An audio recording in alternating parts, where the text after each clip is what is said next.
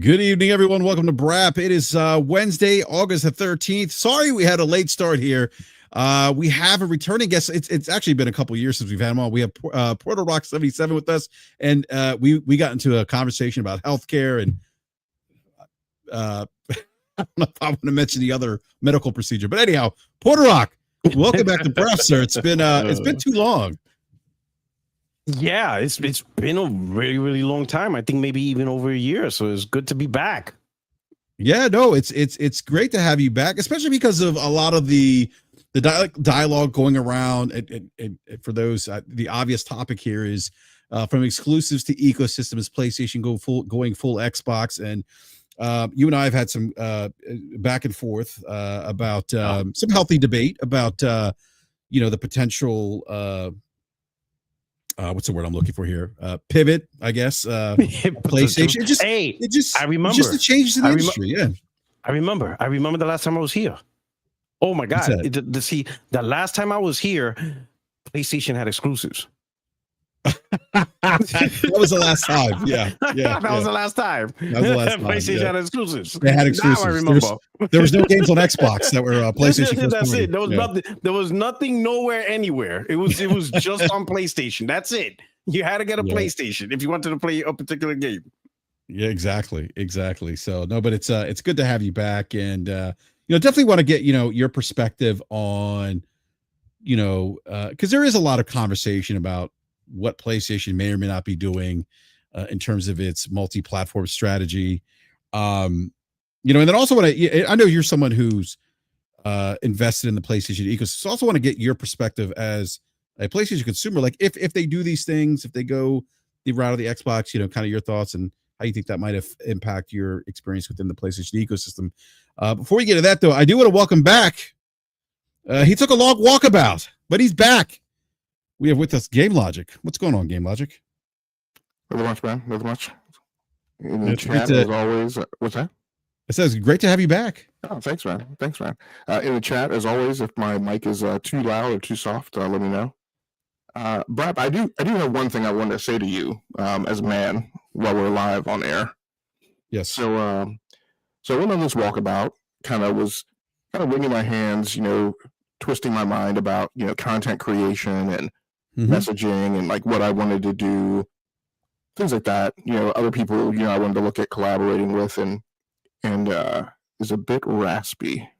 That might just be my voice, Cam. I don't. So, but let me know if that. Well, actually, you know what's coming in? Actually, a little. I don't think raspy is the right word. I think it sounds like a little distorted, a little bit. Huh. It sounds like it's like the mic's a little distorted.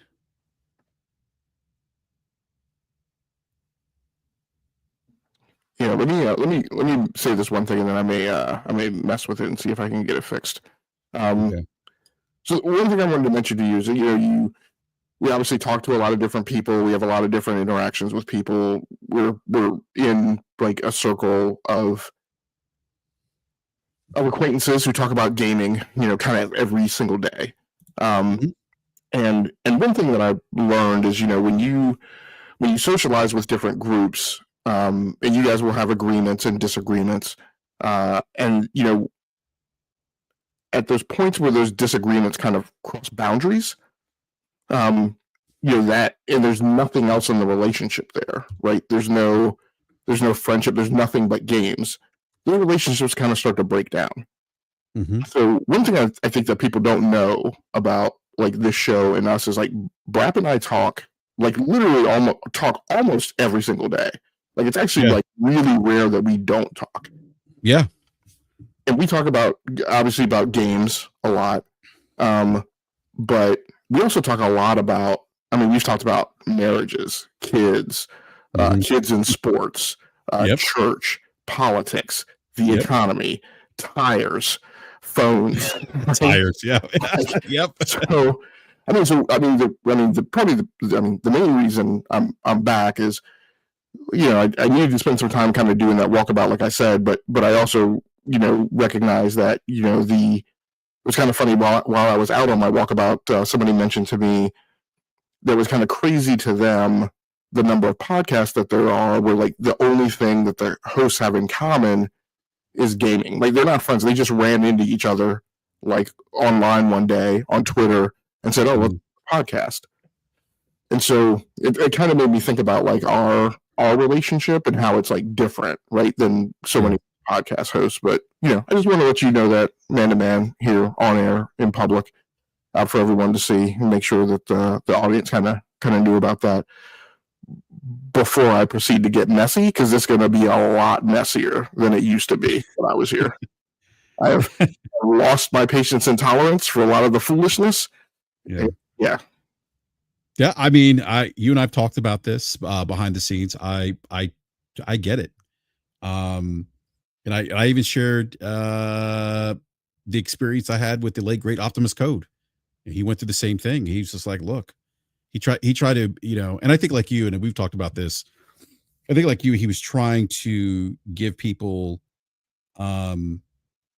insight into the business, because he had worked in the business. He was a software developer outside of the business. He had managed P&L. He just had a lot of insight that a lot of us just didn't have. And when he did it, people got upset when he said things that didn't fit their narrative. And he went full villain at one point, and was like, look, if you guys are going to accuse me of being this, then yeah, I'll be that then. And that was it. So, but no, I appreciate those words, Logic. I mean, that's a, we do, for those listeners, I mean, to Logic's point, Logic and I, we talk almost every day. I mean, he mentioned tires. Like, that's not even a joke. I probably talked his head off about truck tires for God knows how long, maybe a week or two. we also talk about, I also rant to him about work and vice versa. But no, but Logic, it is sincerely, it's great to have you back on the show, though. I know a lot of the audience, they missed your perspective, your insight. And I think I don't think there's a lot of balance in podcasts per se, but I think you do bring a good balance to the shows that you're on. So thank you, and welcome back.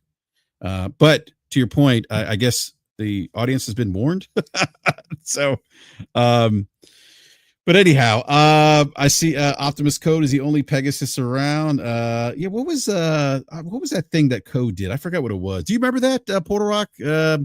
Bro, do you have what did Optimus Code use? It was the Royal Order Pegasus of the Pegasus. What was it? The Royal Pegasus Station? No, the Royal Order of the Pegasus Nation, something like that. That's what it was. Yeah. Yeah, the Royal Order. Yeah. Yeah. Rest in peace. Yeah, I had him on a podcast a lot. In fact, when Optimus Code was going around, I first interact on Twitter, and I tell him in the DMs, I'm like, bro, they're not gonna listen to you, man. You can't save them. You're like, she don't want to be saved. And he's like, no, Porter Rock. They just need your education. I'm like, Code. They're not trying to hear that. They're not trying to hear that. They're like, you either fall in line with the rhetoric, or they're just gonna go against you. And for a while he tried, and then, like you say, he just gave up. And I'm like, I told you, Code. It's like they don't want to hear that. Like, they're not here. Like, I'm willing to listen for the education. And he started jumping on the podcast, dropped a lot of knowledge. I was even the one that suggested, like, you need to start a channel, because there's a lot of us that would love the answer. And then he did for a while before his passing, and it was awesome. Like, he started getting actual real developers that didn't fanboy. And they talked about, sound engineering, animation, and all this stuff, right? Like little things that we never like even something like sound engineering and how complex it is, and aligning it with the games and all that. So that was just great stuff to hear and stuff, especially during that time of 2020, when it was all it just seemed like the more amateur or the junior developers, they also jumped on that Xbox weird campaign. It was weird. 2020 was a weird year. Like, oh yeah, I'm a former developer at PlayStation. Oh my God, the PS5 could barely run games at 1080p. I'm like, what is going on here? I remember that. I remember that guy. I'm like, I know what you're talking about. What is? Yeah, I'm like, what is going on here? Like, I'm like, yo, this is so weird. Like, I don't know. It was a weird time. 2020, COVID. It was weird. The whole Delta. Oh man, that 2020, it will live in infamy in gaming in every way. Yeah. Absolutely. And it was shout out to Code. Rest in peace. Yes, rest in peace, Optimus Code. But yeah, I mean, it was a really interesting time, and we had I mean, I remember like being in line for the PlayStation 5. We're all like separated. I mean, we could, we had to wear masks, and there was like a a plexiglass shield at the register at GameStop. I remember that. It was crazy. Like to think that we had the console launch. And I will say this, Porter Rock. I think what's interesting, we look back at the launch of PlayStation and Xbox in 2020. And you see like, and again, this isn't an Xbox's bad statement because I know people, oh yeah. But I think I think it's impressive that PlayStation has had the success they've had this year, despite some of those challenges. Like you talk about inflationary pressures, the foreign exchange rate that doesn't favor the yen. You have issue with, early on issues with the supply chain. Yet, they've done, I mean, how many million off are they off of the PlayStation 4? Is it 2 million, Logic? Yeah, it's like 2 million behind. Yeah, I mean, considering they didn't do no price drops because no price drops, yeah. And released a $600 console. I mean, PS4 by its fourth year, it was like at 300. They even had a 250 bundle with Uncharted 4 back then. Yeah, I remember that. Yeah, you could get a PS4 for $250. Like that's you ain't seeing that. You're not even getting a Switch for $250, and then in fact the price went up. Like it's just So just the fact that PS5 pretty much maintained, its launch price. Maybe there were times where it was like $50 cheaper, but for the most part, maintaining its price point and hasn't hit that mass penetration of $300 and $250 is pretty insane. It's pretty insane. This whole generation's insane, but yeah. I couldn't imagine if PS5 dropped to $250.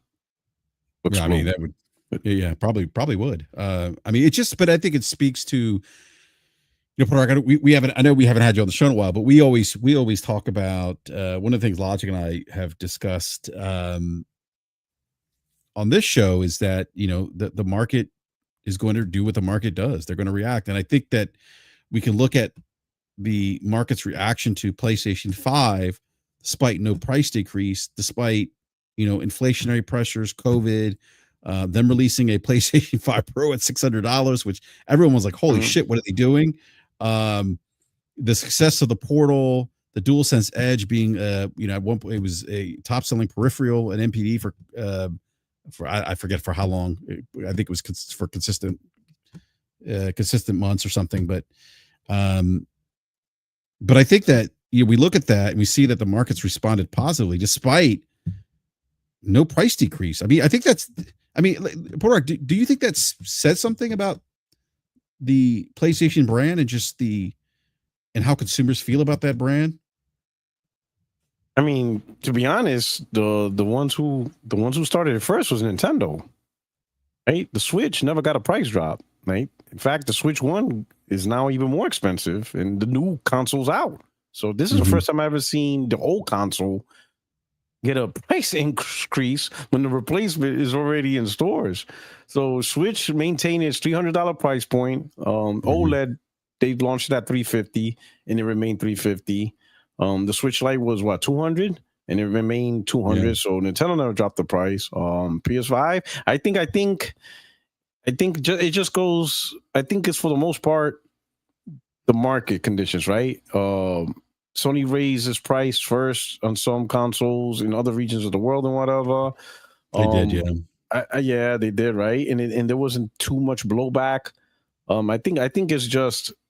I think also Xbox didn't really provide good competition this gen at all. I mean, I think we could be honest. It wasn't a very competitive platform to really get people to be like, oh, you're raising the price of the PlayStation? Well, I'm gonna get me an Xbox. It wasn't the PS3 360 era, right? When Sony launched a $600 console, it was like, oh no. I'll just get me an Xbox for $400 and play Gears of War and Halo 3 and 4. You know what I'm saying? You had a competition and titles. You didn't really have that this gen. Like you didn't really have an Xbox that was like a true competitor with games and compelling games and stuff like that. So I think that also opened door an opportunity. And I think more people are more acceptable at paying, higher prices for electronics. I mean, how many years have we gone by with people paying $1,000 for phones and tablets and, $300 earbuds, and so I think generally electronics, like premium electronics, have a high cost. I think people are just used to it. People are just used to seeing expensive electronics. Look at the GPU market in PC, right? With high-end GPU sell out quickly. Oh man, that's even out of like that. That's just ridiculous. $2,500 GPUs. That's insane. Like that's absolutely insane. But I think when you look at electronic markets, from earbuds to phones to headsets, controllers, $80 controllers, like. You picture that like standard pricing of controllers is like $80 now when it used to be like 30. I remember controllers were like $30, premium controllers, like $250 and stuff like that. Fighting sticks are like $200. I think everything just jumped, across the board. And like at the end of the day, the market will dictate, right? And the consumers, they just still bought it. They didn't stop them, That's just how it is. Oh, I'm sorry. The Pro 700. Yeah, 700. Yes, the Pro 700. I said 600. That's because that's what I don't know why I thought it was 600, but yeah. Because you think of the PS3, that's like the shocking price, $600, $599. But yes, it's 700. Yeah, but look, I mean, I don't know. Have they released any numbers on PS5 Pros? I don't think they have. Not that I'm. I don't think no. I can remember. I don't think so. They'll probably. I think the best is similar to what they did with PS4. Like towards the end of the gen, they'll just talk about the percentage of sales. Yeah, I think. Like the I think there's a percentage. That's what they do. Okay. That's what they do for that. All right. I do want to welcome B Money. B, what's going on, man? Great to have you. Great to have you on tonight. Appreciate it. Yeah, what's going on, fellas? B, we got to chat, sir. My 7-year-old's playing football, man. It's hilarious. Oh, is he enjoying it at least? I don't know. He turned 7 September 1st, so he's actually going to first grade this year. So we held him back a year because his birthday is like on that, that board, he's on the cusp there. So we held him back. So majority of the kids on the team are, because it's first and second graders, majority of the kids on the team are second graders. So they're a little more advanced than him. And like there's 4 kids total that are first graders and the rest are second graders. So he's kind of, him and the other 3 first graders are kind of like, this is new to them. And so they're kind of a little unsure. So I don't know. Well, I don't know if I can't say he's having a blast, like he's doing backflips and like, oh, I can't wait to go to practice. But he's learning, I think it's new to him. Right. But they're tackling. So it's funny watching them tackling. They kind of just run into each other. Well, once they aren't afraid of the contact, then they'll start to have fun. Yeah. Well, I think it's a feeling out process for him is what I get. But the coach said that he's actually really good at pushing. Like he's not as tall as some of the other kids, but because he's not as tall, he goes under to the chest. So he's able to like use that leverage, right? So he's a little bit down low, and then he pushes with his legs up, like they got stronger base. Yeah, exactly. So that works well for him. But real quick, gentlemen, has anyone played the Battlefield 4 beta or Battle 6? I'm sorry, I said Battlefield 4, Battle 6 beta. Battlefield 6. Yeah.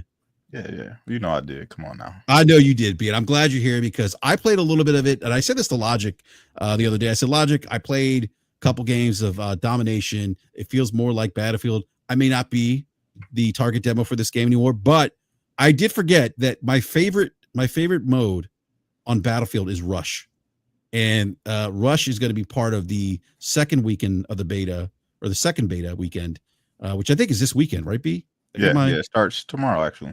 Oh, tomorrow. Okay, so we're gonna have Rush, and I think like four new maps. I think, and so Rush is just one new map. Oh, is it one new map? I thought I saw a couple map. Okay, so one new map. Rush is going to be there, and Rush was my go-to in Battlefield. So, B, just quickly, what did you think of the beta? I had a lot of fun in the beta. It feels like you said, it feels a lot like Battlefield.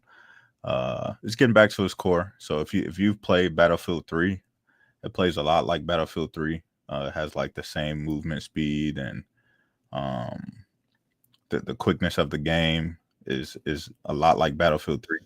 So if you enjoyed that game, you'll definitely enjoy this one. The destruction is there. The only thing that I don't like about the beta so far is that the maps that we're playing on are kind of small. Even the maps that they have set for conquest, like a lot of the points are pretty close together. So it kind of devalues like the vehicles and like actually using them, because you kind of can run through the points like pretty quickly. So a lot of people aren't really utilizing the vehicle. So kind of makes having like certain classes, like I usually run the engineer, and it's like, well, most people aren't running tanks. So like my class ability is kind of useless. You know what I mean? So it's aspects of the game like that I don't really enjoy right now. But the dev come out and said that, you know, there are bigger maps that'll be in the full game, and I believe the map that we're getting this week is the Brooklyn map, and that's like an all close quarters combat map. So we won't really get a chance to experience the big map, but hopefully, you know, once the full game launches, you know, they'll have bigger maps that kind of take advantage of the different game modes that Battlefield, you know, has always had. So, but I'm having a great time with it, really enjoying it. You know what I mean? I'll be putting a lot of hours in it this weekend and getting ready for the launch. Yeah, I'm not a fan of the big maps. I think you know that, B. I think you and I have talked about that in the past. I'm not a fan of Conquest. I said that's a logic. I don't like Conquest because I don't like having fighter jets being like flown into me, or the tank that I'm in, right. or you know, snipers camping everywhere. But Rush on like some of the smaller maps. Was it Battlefield 3 or Battlefield 4 that had the Metro map? Battlefield 3. Yeah, so that was my favorite. That was my favorite map to play Rush. I mean, I would actually, I don't know if they still do this, but you could actually rent your own server, and I would actually rent my own server and have that like map in rotation. It was that map. It was Rush and another map that I like playing. It was Metro and another map that I like playing Rush. And so I would rent a server, and then I would just like run those two maps. Yeah. And so like all my friends and my friends list will always be in that server. Oh, it's great. Yeah, are they still doing that? Can you still rent servers on Battlefield? So yeah, that's another controversial thing that's happening right now in the community, is that they have said that they won't have like the rentable servers like they had in previous games, and they're going to utilize Portal, which they introduced in Battlefield 2042, with like a combination of having servers that you can like host games on. So a lot of people are you know, pretty mad at DICE and EA for that decision. So we kind of have to see how it plays out. They're trying to, you know, defend their decision with all the stuff that they're coming out and saying, but we got to see how it plays out, you know, once the game actually launches, because Portal isn't available in the beta. Okay, interesting. All right, well, I will be on. Corey Massey says BRAP running those Metro 24/7 servers. Yeah, actually, that's so funny because that was actually the title of the server, 24/7. I mean, it literally was. Oh, that brings back so many great memories. Yeah, I'll be on this weekend, B. So if you're around, let's try to get some games in. Yeah, for sure. Yeah, but my son, actually, my 11-year-old, he started playing it. Oh yeah, yeah. He started. He's been playing a lot of. So it's funny. He wants to play Death Stranding 2. I'm like, no, you're 11 years old. You're not playing Death Stranding 2. But he's been watching me play it a little bit. He really wants to play that. He's been playing a lot of MLB The Show because he plays baseball. He just made a travel team. By the way, speaking of like expenses, Porter Rock, you're talking about like expensive technology. Fucking baseball bats are expensive. $400 for a baseball bat. Yeah, football cleats. Football cleats are expensive, bro. Wow. No, but a baseball bat, $400 for a bat. Yeah. Lord. I'm like, geez. I'm like, I said to him, I said, you better be hitting a lot of home runs. You know? $400 for a bat. That is insane. Porter Rock, they are $500 bats. Now he's 11, he's playing 12U travel. And these are USSSA bats, and the most expensive one is about $500. I'm not. Brian East is like 400. Yes, 400. Brian East. Yeah, I mean, and it's crazy. It's insane. And B, to your point, football cleats, even baseball cleats. There are baseball cleats that are like $200. Same thing with football cleats. I'm shocked. I can't believe how expensive sports equipment is. But yeah, B. So he played a little bit. He liked it. He wants to go back and play Battlefield. He's asking me, he's like, when's the beta coming back? So I get the sense he may actually come back to me, B, and say, hey, you know what? I've got some money. I want to buy Battlefield. I think he's going to end up buying Battlefield 4 or Battlefield 6 and playing it. Yeah. So it's going to be interesting. He does want to play, like I say, does want to play Death Stranding too. I'm like, nah, you can't play that, buddy. I don't think I think the content he will a little bit too mature, some of the story content and dialogue, things like that. So anyhow. All right. I do want to go to the main topic here. So Porter Rock, you and I had a conversation on PlayStation and the direction they're going in. And there's been a lot of back and forth, right? With the recent investors call, the Q, was it the Q1? I can't remember now. Q4 maybe? Was it? No. Or was it Q? It depends on which was the last quarter report? Was it? Hold on, let me pull theirs is different. Theirs is theirs is their different, quarters. Their quarter starts in April. Their fiscal quarter starts April. So April, May, June. Quarter one. Yeah, that was quarter one that was reported. Quarter one, because theirs starts in April. Yeah. April starts there. Yeah. Fiscal. So PlayStation. Actually, let me pull this slide up here. Yeah, you're right, Porter Rock. They're not on like that calendar year. No, well, everybody. I think Microsoft, their fiscal starts. Their starts in July. July. Microsoft's quarter, yeah. Microsoft's fiscal, they go July to June. Sony goes April to May. Look at that. Hot price, 2 for $3. Minute Maid, lemonade or fruit punch at Shoppers. I don't even know where Shoppers is. I don't have a Shoppers. Sorry about that. All right. PlayStation sees 137% boost to operating income in Q1 2025.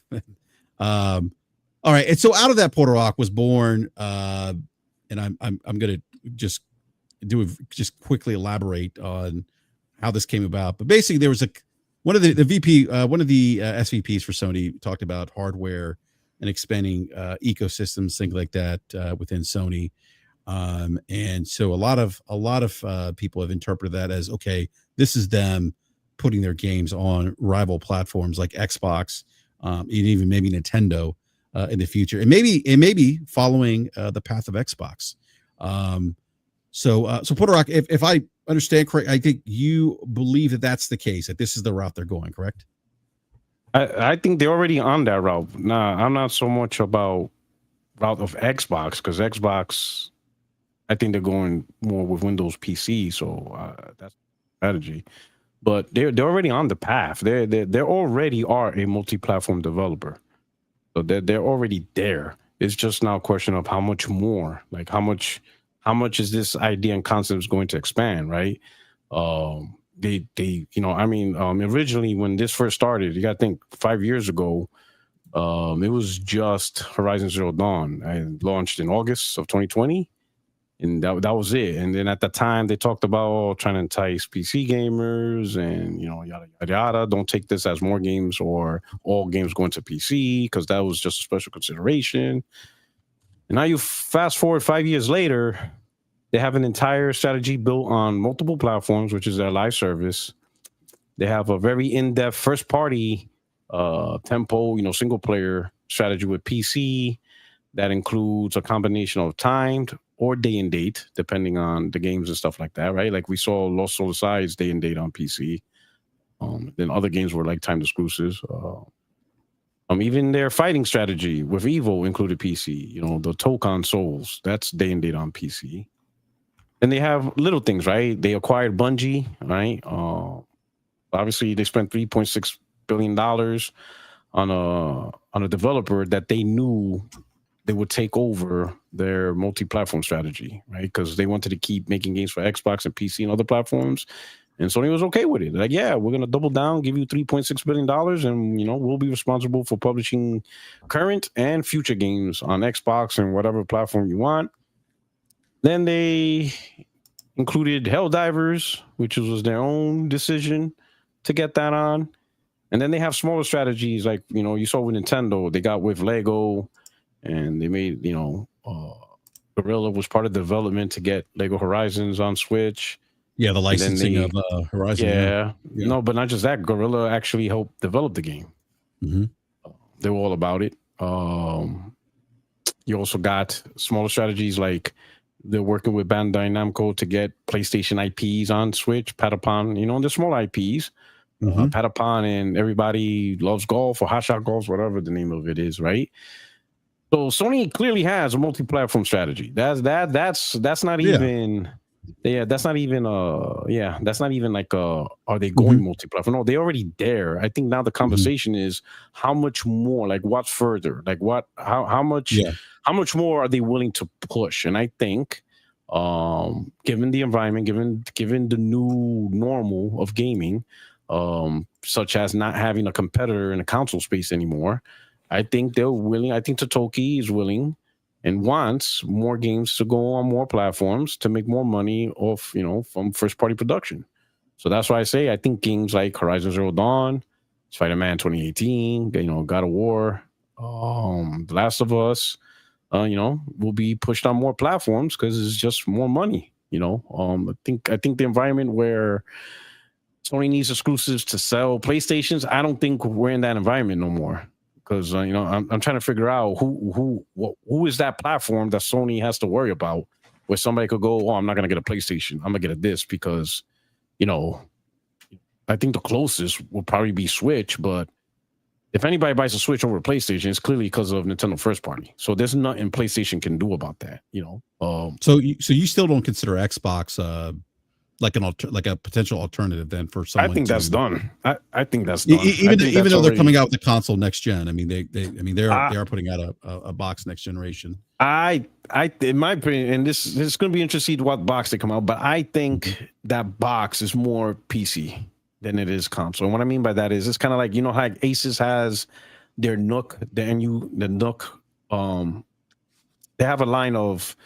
It's not consoles, it's PCs, but they're configured. They look like consoles. They're very small. Yeah, they're form factor. Yeah. They do. If you they're look expensive. at it, it looks like and they're expensive, but it looks like a console. It's designed. Yeah. You can't upgrade the RAM. I mean, you can't upgrade the GPU or CPU. You can't do any of that. It's locked. It's concealed. It's scared. It's nicely designed. It's still a PC machine. And I think and the reason why I feel that's Microsoft's next Xbox is pretty much a third party, designed PC hardware, is because I think the experiment worked with the Asus ROG Ally. You see how many people now attribute that device as an Xbox. Like, they literally call it an Xbox. Oh yeah, this is an Xbox handheld. I'm like, it's literally in the name. It's Asus ROG Ally. Like, it's the name is still there. They didn't take Asus didn't change the name. All they did was just brand it. With the symbols, maybe get an aesthetic look. Asus even said that the actual software is going to be updated with the older generation ROG Allies, and then any other PC handheld will also get the same update.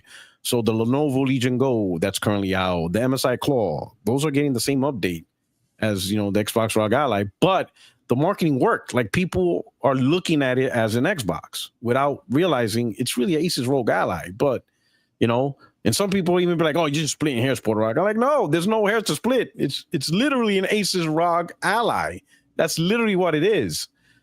So I think the experiment worked, and I think Microsoft will be like, "Hey, check this out, the Asus, Xbox Nook. People are going to call that an Xbox, and therefore it's an Xbox." And, all Microsoft's got to do is give that Windows experience that caters to the console gamer. Like, kind of like when you boot into it, you're not booting into regular Windows. You're booting into the nice optimized UI layout that gives you that console centric feel. And as long as they're able to accomplish that, Whether or not the device is an actual PC or a console, whatever you call it, no one's going to care. The user just gets their experience that they want. I think the main difference is the price, though. You're not getting no $500 console no more. These things are going to be equivalently priced to pre-built PCs, and that's when people I think are going to notice, like, wait a minute, like, So hold on, why is this thing $1,000 for? Like, because you're getting a PC with a GPU, CPU, just like any other pre-built PC, except you got title Xbox slapped on it. That's going to be the only difference. So this is just a hypothetical here. If in fact they release something what you're describing, Porter Rock, like that Asus Nook that's not cheap, that is above that $500 price point, do you think there's an opportunity for Sony to steal some of the that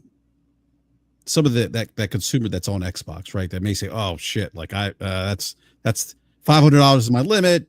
Look, I love my Xbox, but not for me at $700, $800, $900, whatever the case is. Do you think that could present an opportunity for Sony to maybe gain more market share? I think so. I think it's a good opportunity for the console centric gamer, the gamers that don't play on PC, and then you show them like a $900, $1,000, and they realize, wait a minute, this is a PC thing, and they prefer console. I think it's an opportunity for them to get some people on there. I think the fan base is going to be a split, right? Some will adopt the new model, right? Because the games are there, the library is there, they love Game Pass, and some will spend more, especially now you provide them with Steam and all this other stuff. I think a lot will jump. I think a good portion will jump and try the new, because they don't have a choice. Is either that or PlayStation or Switch. That's the new environment that the current console gamers are gonna be into. You have a decision. Okay. You either buy this or you go PlayStation, Switch. You pick one, right? And I think you've seen some already left the console and went to PC already. So some already made the switch when they were hardcore console gamers. So I don't think it's a far fetch for a console gamer to jump to PC, just as long as they get what they want and they see added benefits. And I think many of them is going to jump to PC, to this new platform, because they're going to see, while it's more expensive, I'm sure Microsoft will find a way to get emulation running, so that way their library will be there. And now you have access to Steam and all this other cool stuff. And I think they'll find the juice worth to squeeze for them. But I still think there's going to be some hardcore, like, nah, I'm a console dude. That's what I play on. And, some will just say, you know what, I'll just play on PlayStation. I could get Xbox games there anyway. So it doesn't make a difference, All right. So Porter, it sounds like, and I'm glad you're on the show, because it sounds like what you're saying is like, look, like they're already multi-platform, and I don't disagree with you in that regard. Like I don't think that we could sit there and say that they're not, because clearly they are. They release games on PC. They have a live service game that's going to Xbox, which I think that's I don't know if that surprised you, B. I know that Logic mentioned he was surprised by Helldivers 2 being on Xbox. I was too. I'll be honest. You were too. Okay. I'll be honest. That surprised me too, because like I know now the new wave is, we always know. And I'm like, listen, I've been hosting 60 frames no lag pretty much every week since for the longest time, and I swear, from the moment Helldivers 2 dropped in February of 2023, 24. Not once, 23. Not once have I had anyone came to the podcast and said that this game is also planned for Xbox. In fact, the few times I heard, like, came from Boomstick, and everybody made fun of him, include me. I'm not gonna try it. So I apologize to the man publicly, not directly, because obviously we're blocked with each other. But I publicly said, hey, my bad, Boomstick. You were right. So I always give flowers to those who deserve it. But I clearly remember people clowned Boomstick for saying Helldivers going to Xbox. Clowned, like absolute clowned them. So I know, I don't know where this new energy from PlayStation coming from, but nobody predicted Helldivers was going to Xbox. Too many people getting clowned. Nobody was talking about it on a podcast. No, it just wasn't a thing. But now that is a thing, everybody's trying to make it seem like, I was left out of the loop. And I'm like, I know Xbox guys was getting clowned talking about Helldivers going to Xbox. And now that it happened, and the reason why I was remain surprised, like the other decisions, all right, you could come up with a logical reason, like MLB The Show. Okay, MLB owns a license, and you could imagine MLB going to Sony is like, hey, we're the only sports game that's exclusive to a console. We need our branding to go beyond your box. Like no different than Madden, 2K, and then I could see Sony's like, all right, it is what it is. You guys control the license, or either we do it, or you're gonna take the license and give it to somebody else, right? And the IP is too lucrative. That license is too lucrative, especially when you have a studio that's dedicated. That's all they really do is make baseball games. If you lose that license, you got to shut down the studio, because I doubt Sony will try to repurpose them. A studio that churns out a game every year to now a studio that churns out maybe a game every 5-6 years. They're not gonna do that. They would have shut down San Diego studios. So I get that, right? All right, boom. Bungie, okay. Bungie still wants to make multiplayer games. All right, got it. But Helldivers, there was no caveat. There was no something to hold them, to that, right? And the lead developer, because everybody was talking about Arrowhead doing it, and lead developer and Arrowhead Studio said, no, that's all Sony. They made the decision. They're publishing it. They're happy that they're doing it, but that decision was all Sony. So Helldivers going to Xbox was a complete Sony decision. And I get people are saying it's a live service game, but why couldn't Helldivers also be considered the potential to be a tempo title, right? Because I think a lot of people saying Sony needs to build up their multiplayer, portfolio, because all they got is single player portfolio, which they're great at, but they're lacking in multiplayer, right? So why can't their multiplayer also be part of the overall conceptual, that's a better word, conceptual tempo? Like, so that way, Sony's identified with a great multiplayer as a platform. That's why I'm like, it seems like they use live service as it's live service, so it don't matter. But I'm like, listen, live service is like some of the most played games in gaming today. So it's like, I don't understand the energy, but that's the reason why it has to go everywhere, because it is live service. When it first came out, a lot of people are trying to make it seem like they knew what was going on, or they knew this was possible. Like I told people on the timeline, it looks like a change in strategy from PlayStation, and that's exactly what it is. I don't think they intended for this game to go where it was, but I think the faults of all the other live service games failing, I think Concord left egg on their face, and the only one that they had going that was actually successful on both PC and on their own box was Helldivers 2. So to extend that, they had to put on another platform. And I wouldn't be surprised if they could get it running on Switch, if they got it on there too. I think a good catalyst is, like you said, the failures of the other live service.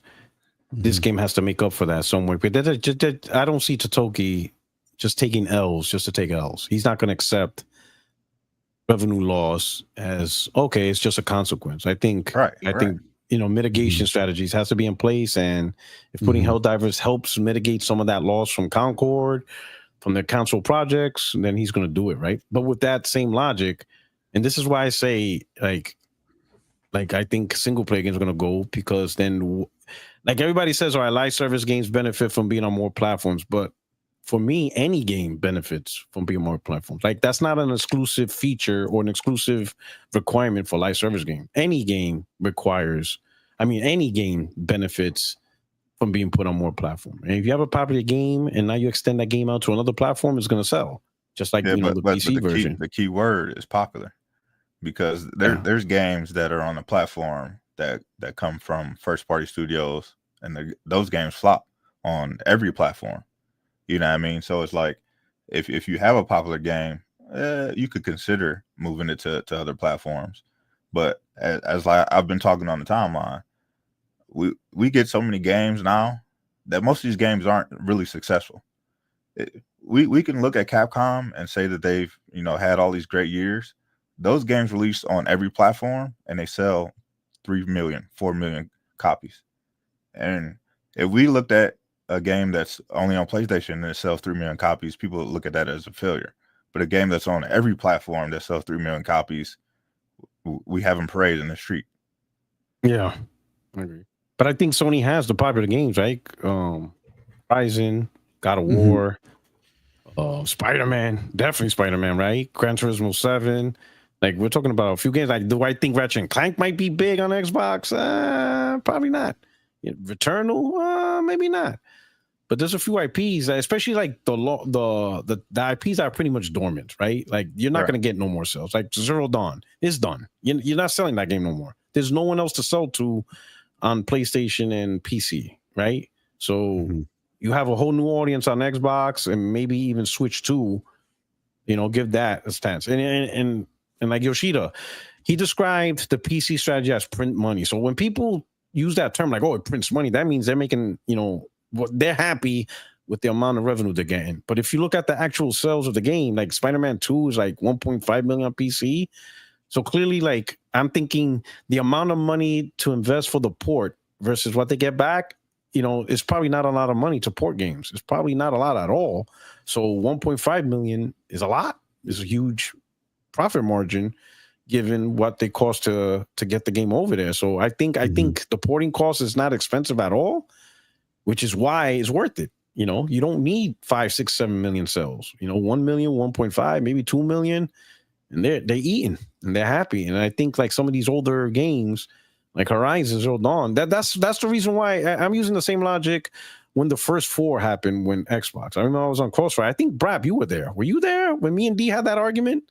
I may have been there. I don't remember. Yeah, so I may have been there. It was around the time when the first 4 games landed on PlayStation. Sea of Thieves, Pentiment, Grounded. I was there for that. Right? Yeah, I was there. Yeah, and D's argument was that it's not going to be Halo, Gears, and Forza. Those games will never come because those are the tempo exclusives. You need exclusives to sell consoles, right? So Sea of Thieves is all right. That makes sense because it's live service. I'm thinking the logic from a business sense, it doesn't make sense what you're trying to say, because how are you going to let Sea of Thieves make more money, but you're going to let Forza, Gears, and Halo not make more money? And how are you going to still say you need exclusives to sell your console when you're giving half of it away? So you didn't try to sell your console with 100% exclusives, but now you're going to try to sell your console with 30% exclusives? Like, that doesn't make, like, none of that makes sense. Like, if you're gonna sell your console exclusives, then everything has to be exclusives, not half or literally just 3 franchises. Like, you really think you're gonna sell Xbox with just 3 franchises when you couldn't sell it with every franchise? I'm like, that doesn't make sense. Microsoft's not gonna let Sea of Thieves get all this extra money, but yet Forza can't make this money or Gears can't make this money. Like, that just doesn't make sense from a business standpoint, right? And that's just how I'm seeing Totoki. I don't think he's just gonna let PlayStation first party studios not make that extra money on something they already created. It's like, it's there, it's on the shelf. It in my opinion already passed its shelf life. Like Horizon Zero Dawn. I mean, now they put Spider-Man 2018 on PS Plus. So once you put it on PS Plus, you're already saying that this is already tapped out. So what you're saying? Done. So you're saying, Puerto Rock, is that you think that are you saying that them putting games on PC is not enough? That Totoki will. I think it's more. He wants more. I mean, why? I mean, is money ever enough for any company? No, that's like does a company ever say, "Oh yeah, we made more than enough money. We can stop"? I don't think so. I think it's a risk reward, right? I think he's going to risk it, especially if the next Xbox have Steam, right? Then you're going to get the PlayStation games there anyway. You might as well just, I don't know. I think Totoki is a different breed. He didn't actually grow up in PlayStation, so he doesn't have that culture. He grew up with Sony, but in other divisions. He was in the mobile division, the banking, especially banking, right? Finance, planning. So now that he's the top dog in Sony, it's just a different perspective. And I don't think he sees the logic or the rationality of saying, "Hey, we make a game and this game will sell the hardware." I don't think he sees that stuff. I don't think he looks at it that way. I don't think that makes sense to him. I think he sees, like, if you make a product, you want that product to sell as much as you can. So this is that's my impression of him.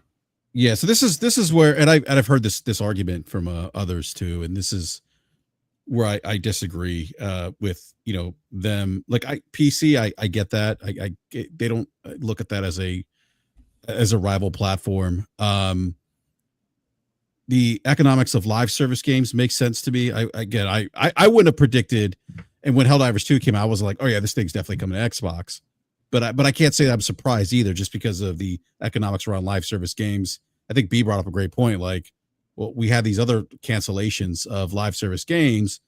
That's certainly going to hit their bottom line when you cancel. That's money out the door. You did recoup. Now maybe you look at Helldivers 3 or 2, a little bit different. Okay, we got to get it on this other platform now to get more money, recurring revenue.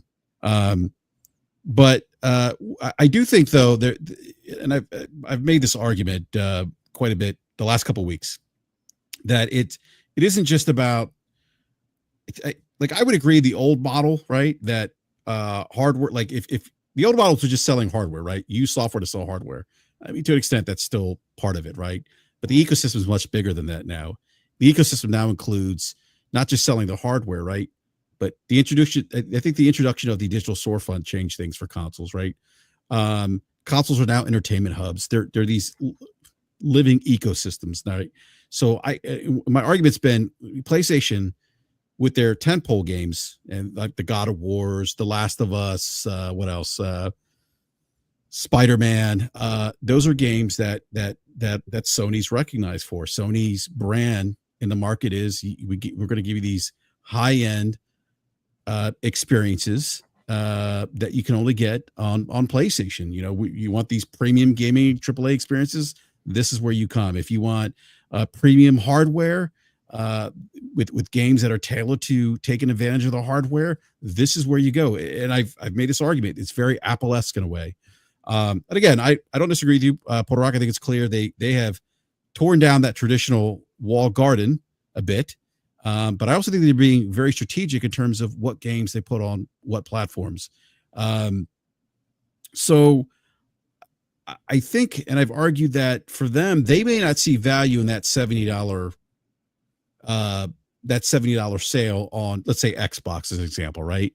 Because once that sale happens, well, that person's outside of their ecosystem now. They're never going to spend another dollar inside the PlayStation ecosystem. And the overall goal of the ecosystem is to do what? To generate more, to squeeze more pennies out of that consumer in the ecosystem. They may value more. They may value that person who buys the $70 Spider-Man game inside the PlayStation ecosystem, inside that PlayStation storefront, where they get 100% of everything. And on top of that, now that person's going to go out and buy that PlayStation 5 or that PlayStation 5 Spider-Man Deluxe Edition or whatever it was, or custom console. Spider-Man controller or... Yeah. Spider-Man controller. They're going to go out and buy a DualSense Edge. Oh, they want to play Spider-Man on the go. Oh, they're going to go out and buy a Portal now. They saw Spider-Man 2. Oh, wait a minute. I just went to the digital storefront. Oh, I just saw these other games. Oh, wait a minute. They have PlayStation Plus. Oh, I can subscribe to that and play all these other games. I think that is the overall strategy. How are we going to keep and maintain people in the ecosystem and bring new people in the ecosystem?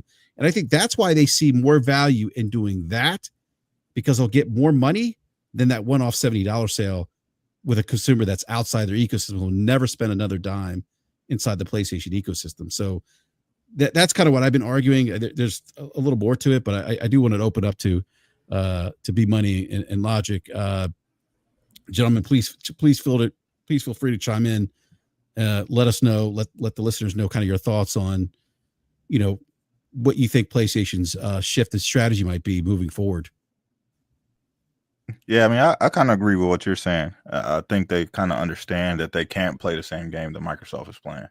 That they can't draw people away from their store because that's a driving part of their business. And I think they understand that as long as they have a reason for you to own a console, you will continue to spend money with them in their store. So I agree with what you're saying. I think the shift in business is going to be a very strategic one. I've been talking about this on the timeline as well. Puerto Rock kind of mentioned that Lost Soul Aside is releasing on PC day one. And that's part of their strategy. If you look at what they've been doing, they've been partnering with different teams, and the reason that they brought on that publishing arm is so that they can do things like that. They can launch the game on console and on PC at the same time, and not actually have ownership of the game, but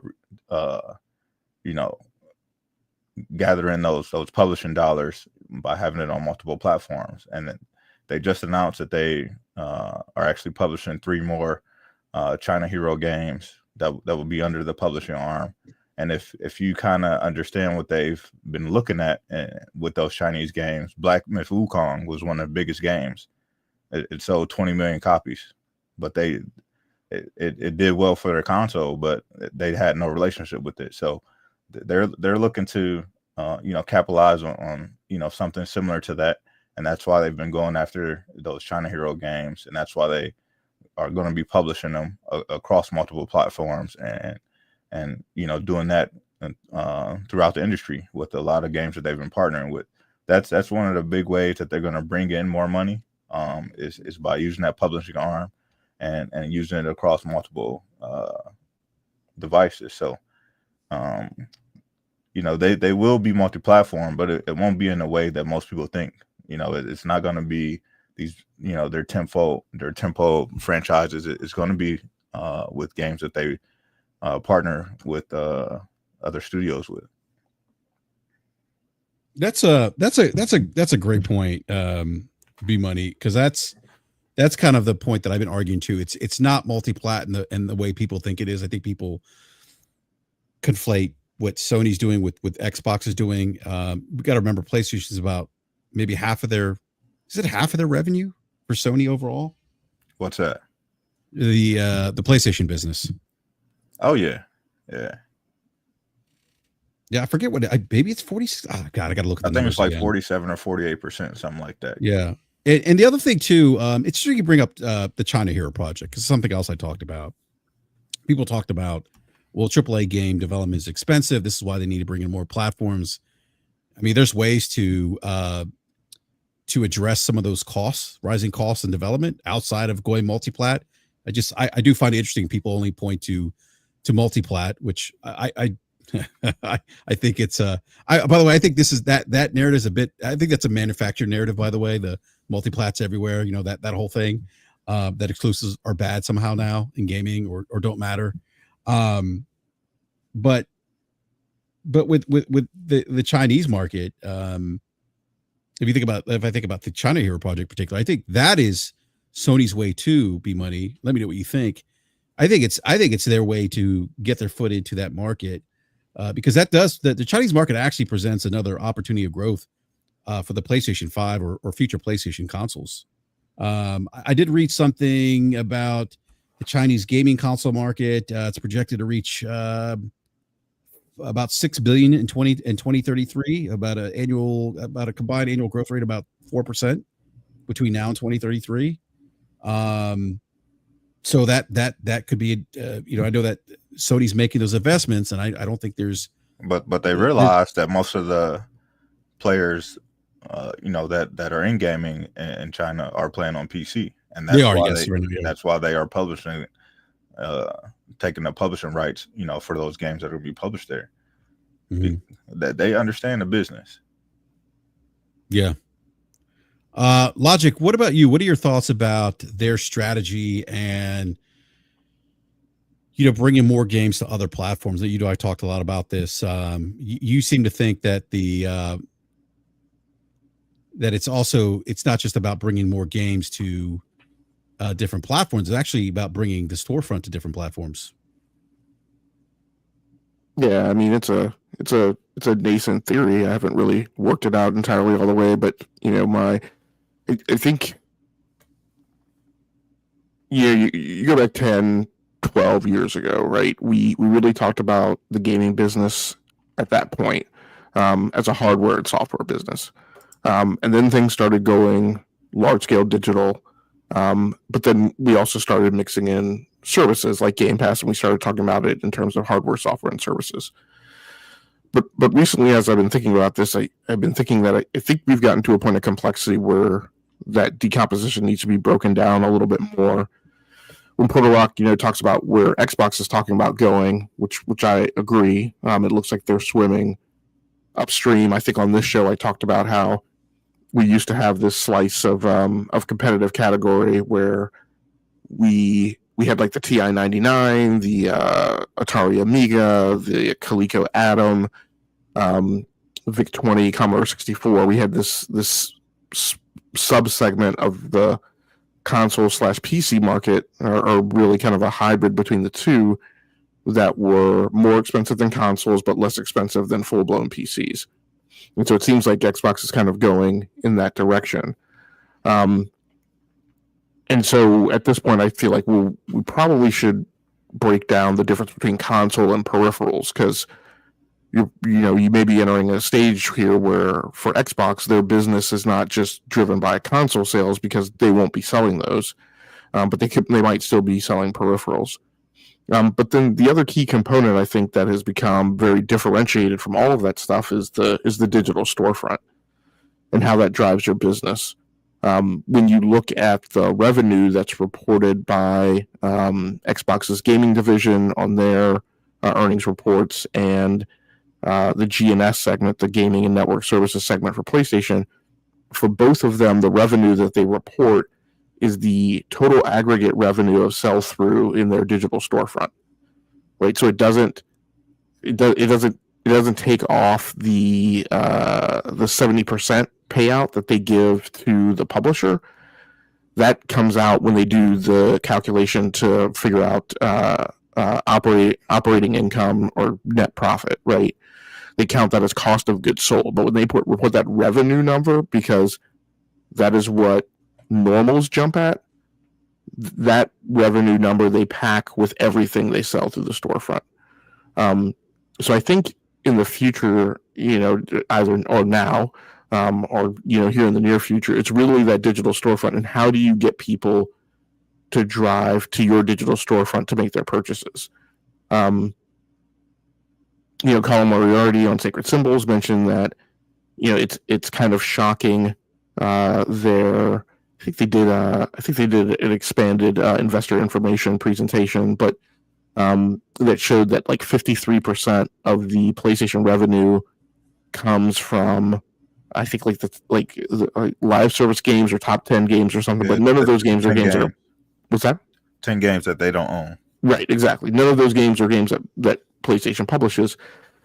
And back when you and I took a lot of heat because we were here saying, PlayStation needs to do something. They need to not stand on the square of, we believe in generations and we're just going to double down on our marquee IP S-tier studios and have them, just crank out more games per console generation than they did before. We took a lot of heat for that. People saying, well, PlayStation is the only competition in the space and yada, yada, yada. And I said, well, weeks past or since then, I've thought that, that's great when your business outlook is that there will be no rainy days.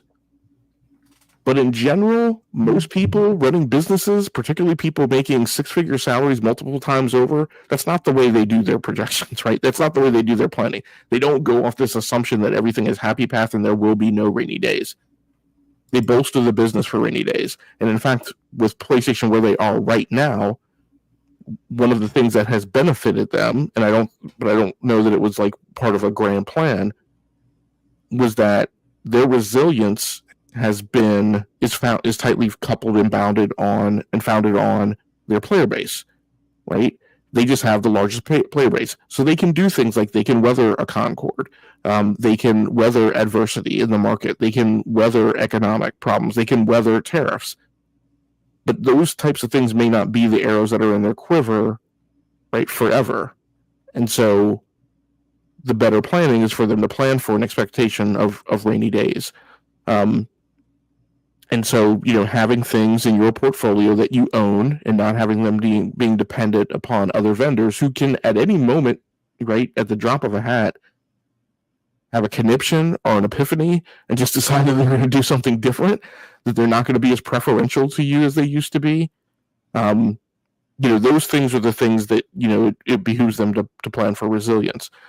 Now, with regards to their multi-platform strategy, again, kind of going back to the storefront, if we go off that theory, the objective is, right, get people to your storefront. So that might mean that the storefront maybe needs to exist on PC. So this rumor that we've heard that they're going to head towards having their own PC launcher, and therefore that may enable them to sell their own games directly to you without having to give Steam a 30% cut. But it also, again, kind of going back to what Proto-Rock said, because it converges on another theory that I've had, which is that if Xbox goes in the direction that we think they're going to go, and those games from PlayStation on the 15 to 24 month delay, right, what they call their mid-range commercial schedule, if those things are going to wind up on that device anyway, then being enabled to sell that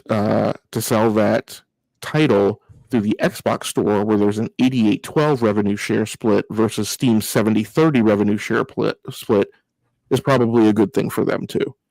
So in a future where what is called an Xbox is no longer a traditional console in the way that it has been in the past, their collaboration with Xbox makes sense. And I've said for a very long time that the relationship between those two is really more symbiotic than it is competitive these days. They're codependents. Xbox wants to sell games. It's selling its games by putting them on other platforms. So it needs PlayStation to sell hardware, right? So that Xbox has a place to sell its software, because it can't sell it on its own console, because that's what got them in the place where they are now anyway, and that's why they're putting their games on other platforms. As far as right now, what I believe, and there are lots of people who don't believe what they think they've heard from Sony, and that's fine. People can make that choice. What I believe is that Sony's plan is to do what it has said. And so what it has said is that it said, we have a portfolio of IP. Those portfolios exist in 3 buckets. We have the live service stuff, for which it makes sense for those things to go to as many platforms as is feasible, day and date, so that we can get the biggest bow wave of consumers onboarded into that title right off the bat, right? It is said we have another bucket, which is really what I think of as a third bucket, but I'm going to describe it second. We have a third bucket of basically IP, and I'm just going to put it this way just to kind of make my point, IP that we really don't give a shit about, right? Like if Bandai Namco comes up, like I think I may have talked about it on the show before, but like there's tons of legal firms, I think in Texas, who are basically nothing but like IP, patent, and copyright holding shops, right? They don't build anything, they don't do anything, they don't make any products. They basically, people, they go around and they acquire these patents, and they acquire mostly patents, and then they just live to basically sue people who they think they have a good case as using their patents. And so they're just a patent holding warehouse, right? And so PlayStation has this bucket of IP that they kind of look at as the same way. It's stuff that they are not planning at any time in the near future on making a game with, not planning on making a movie with it. They don't have any plans for it. It's just lying around latent, just because they wouldn't take it on, because they don't have the capacity in a way to put it to any good use that would make sense, right? To make the juice worth the squeeze. So if Bandai Namco comes to them and says, hey, can we license that? Because we actually did the development for that game for you when you published it on your platform, or whatever the case may be. Can we license that and then go make a game and put it wherever we want? And PlayStation will say, yeah, sure. Like you're going to give me money for me to do no work to use IP that I own. I don't really care where you put it. Right? Go right ahead. And then they have this other bucket of IP that is what I call what they call their tentpole franchises, but what I call their marquee IP from S-tier studios. And that is the stuff that to date they've said they aren't putting on other platforms in any other way than sending it over to PC on the 15 to 24 month delay. So that's what I believe they're going to do and execute on, because Nishino made the comment during the Investor Week fireside chat where he was asked the question about look at what Microsoft is doing, and what does that make, how does that make PlayStation feel? And he made the statement that it's great that they're doing that. It pushes everybody to innovate and present challenges to us, but we're very secure in our strategy, and we don't feel any immediate need to pivot. Now, in my mind, because when I articulate these things, I feel like volume, scale, scope, level of effort, total investment dollars that you're throwing at something. I feel like those things make a difference. And so to me, these small muscle movements of things that they're doing to send their IPs to other platforms does not constitute a change in strategy. Change in strategy is big. I don't think you can get away with making a statement during an investor call that is explicitly made to message and communicate to investors that you're not planning on changing your strategy, and then do things that constitute a change in strategy. I think that these things are tactical and they're very small muscle movements about with it, but their strategy, right, is tightly coupled to the notion of the digital store. And right now, the primary access point to getting to that digital store is through hardware. Logic, gentlemen, let me grab these super chats here real quick. No, well said, Logic. Street Shadow with the $10 super chat says only live service and hero project games have been PC day and date, which B-Money mentioned, which is because PC is more prominent in China, which B-Money mentioned. The difference with Sony's, they will always be strategic. And then we have a second super chat from Street Shadow. $10 super chat again says, just wanted to add as well to Tokyo was promoted to Sony Corp CEO. Though he did oversee SIE for a bit. He has handed that to Nishino, who led the platform, third-party relations, and hardware side. And then there's another super chat from, one sec here. Oh, also from Street Shadow. Thank you for the super chat, Street Shadow. $5 super chat says, game biz person here, developing for a single platform leads to better quality. I like the releases I like the release then port later plan because it gives a second sales boost. I think that's all the super chats. So thank you for those super chats. But I do want to, because I do think that was a little bit, by the way, also, thank you, Drew Cahill, for becoming a YouTube member. Appreciate the support. Also, the Ampere Analyst, by the way, I encourage everyone to visit this website. They actually have some really good articles, but I want to bring this up because this is an article after the fireside chat they had with investors. It's entitled "What We Learned from PlayStation's June 2025 Fireside Chat." And so one of the questions: will PlayStation change its product strategy in response to the current landscape? To put it simply, no. PlayStation's product positioning and multi-platform strategy remain unchanged. Its product position will continue to be providing gamers with high fidelity immersive content on large screens. Its positioning is markedly different from Xbox and Nintendo's. Xbox is focused on providing cloud gaming and software as a service, which I think, said this on this show, plays to their core strengths as well, Microsoft's core strengths as a company, while Nintendo is focused on providing engaging games in a hybrid form factor, which is what they're doing with the Switch. The trio's varying strategies will impact game publishers and studios' business, while game studios are pursuing a multi-platform distribution strategy. Developing content for multiple platforms with varying performance capabilities increases both development timelines and costs. I think that's logic. Did you hint at this earlier today about multi-platform development, the additional lift? I know you've talked about it, but it's something I think you may have tweeted out today. Maybe Logic stepped away. All right. Will PlayStation release its games on competitor platforms? PlayStation's multi-platform strategy is focused on increasing its ecosystem game time, so PlayStation is unlikely to release first-party titles on competitor platforms. However, PlayStation will continue to release its titles on PC in order to achieve sufficient concurrent users for new live service titles and incremental sales for single-player games. What about PlayStation services and transmedia business? Being Puerto Rico, I feel like this was kind of alluded to at the last investors call that I think people missed. Because a lot of people didn't understand what they were saying, and I kept saying on timeline, you guys are not understanding what they're talking about in the statement.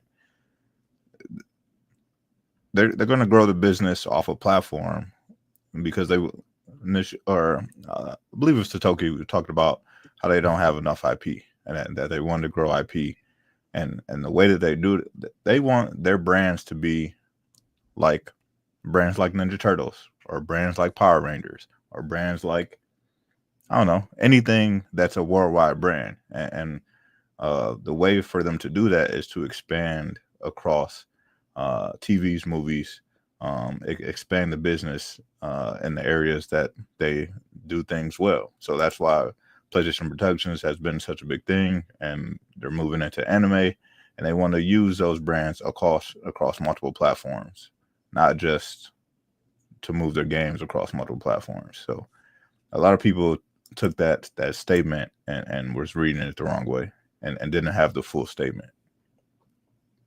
Well, you know what's interesting to be, I mean, we see that with the television shows, The Last of Us, right? We see that with what's the other show? The David Jaffe game. Twisted Metal.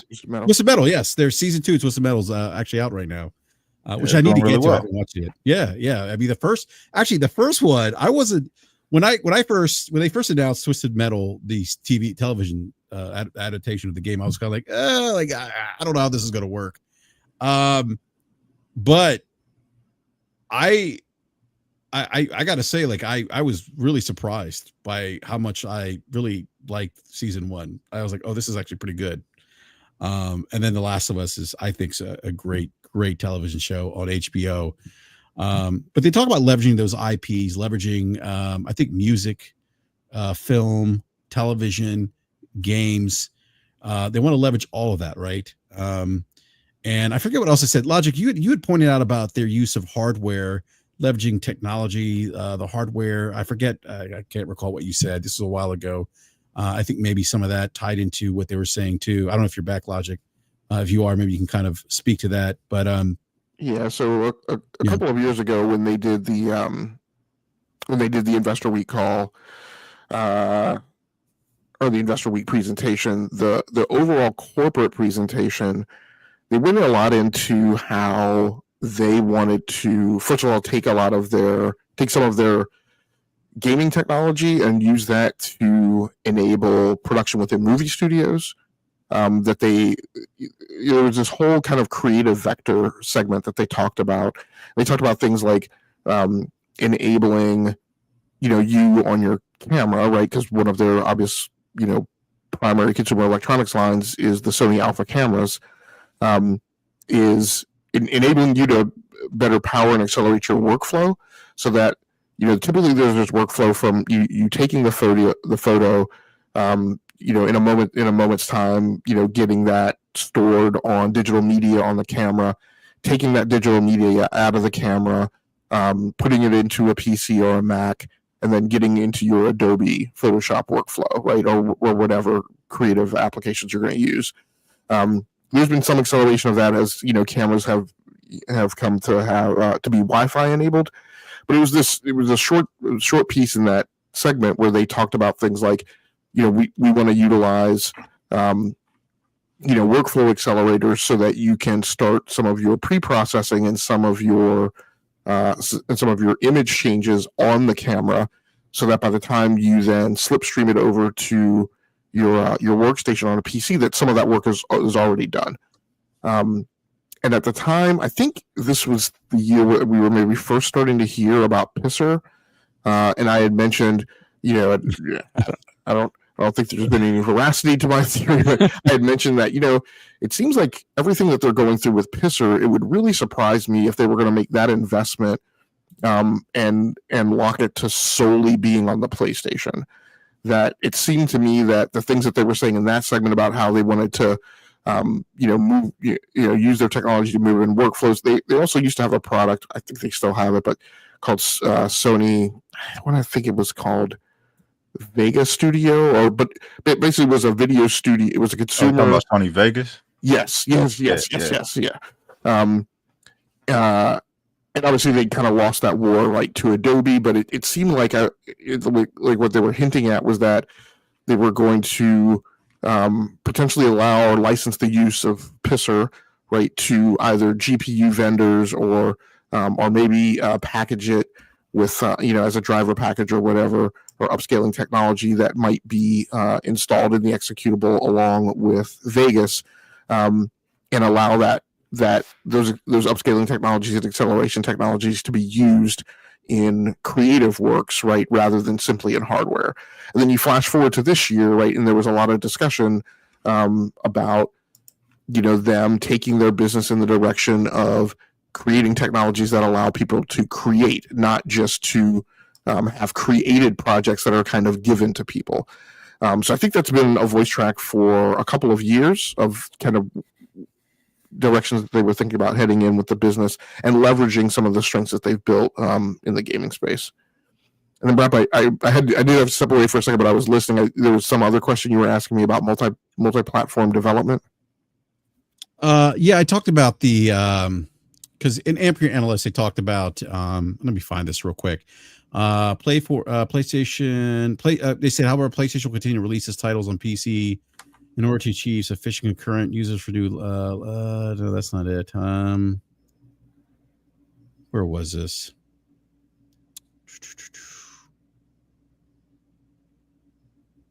Oh, developing content for multiple platforms with varying performance capabilities increases both development timelines and cost. Yeah. Yeah, I think you talked about that maybe today. Yeah, I know you talked about it in the past. Like it's not people talk about multi-plat like it's like this, like it's the golden goose. Like you just change the file extension from .pc to .ps5 and away you go.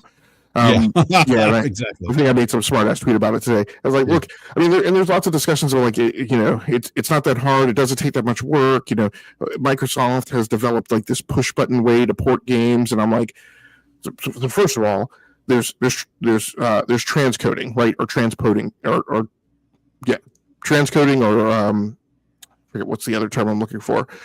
Transposing. There's transcoding or transposing code, right, and there have for a very long time been engines or scripts or whatever that you can take to point at a JavaScript repo and have it transcoded to JavaScript, right? Or move from one programming language to another. That's like bulk work, and it always comes out messy. It comes out imperfect. So you get, yes, yay verily, right? There's an efficiency gain there. You get what somebody used to spend months of time doing, and you get that in a very short period of time. But then what you have is you have this code, which, and I don't know what other people's experience are like using automation and like in different parts of it, but like there's a point where when you have someone or something do something for you, you lose traceability on what changes were made, and it sometimes makes it equally difficult or more difficult to then troubleshoot and figure out what the hell went wrong.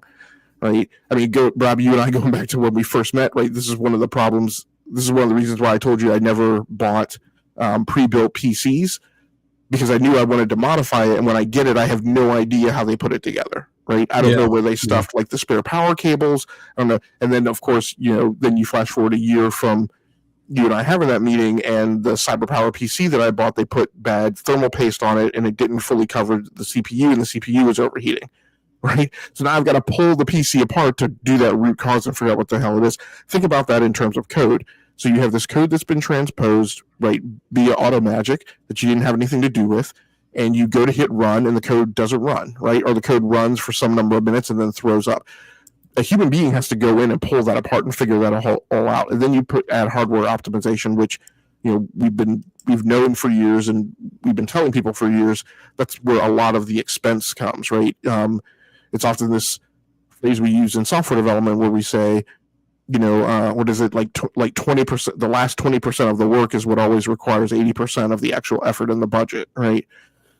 So, yeah, I mean, there can be discussions about how easy it is or how hard it is. At the end of the day, what I always come down on is whatever your opinion is, the point is that it's not zero, right? It's more. It's literally more work than just coding for one platform. So that challenge is always going to present itself. Yeah, no, that's a great point, and I think that's the level of nuance I think that's often missing when people talk about or discuss multi-plat porting or developing for multi-platforms. That's it's additional costs, additional QA, larger teams. I mean, all those things cost money. Well, it just may put a pin on one thing you just said, right? That's the other thing that often gets blown by, and being a person who backed into software development and started as a field engineer and then like rolled back to test and then to integration and then to design it, right? And like I always get frustrated, and it's still a problem today, but it's even more a problem when people who don't know the domain talk about that. They always blow by the notion of test.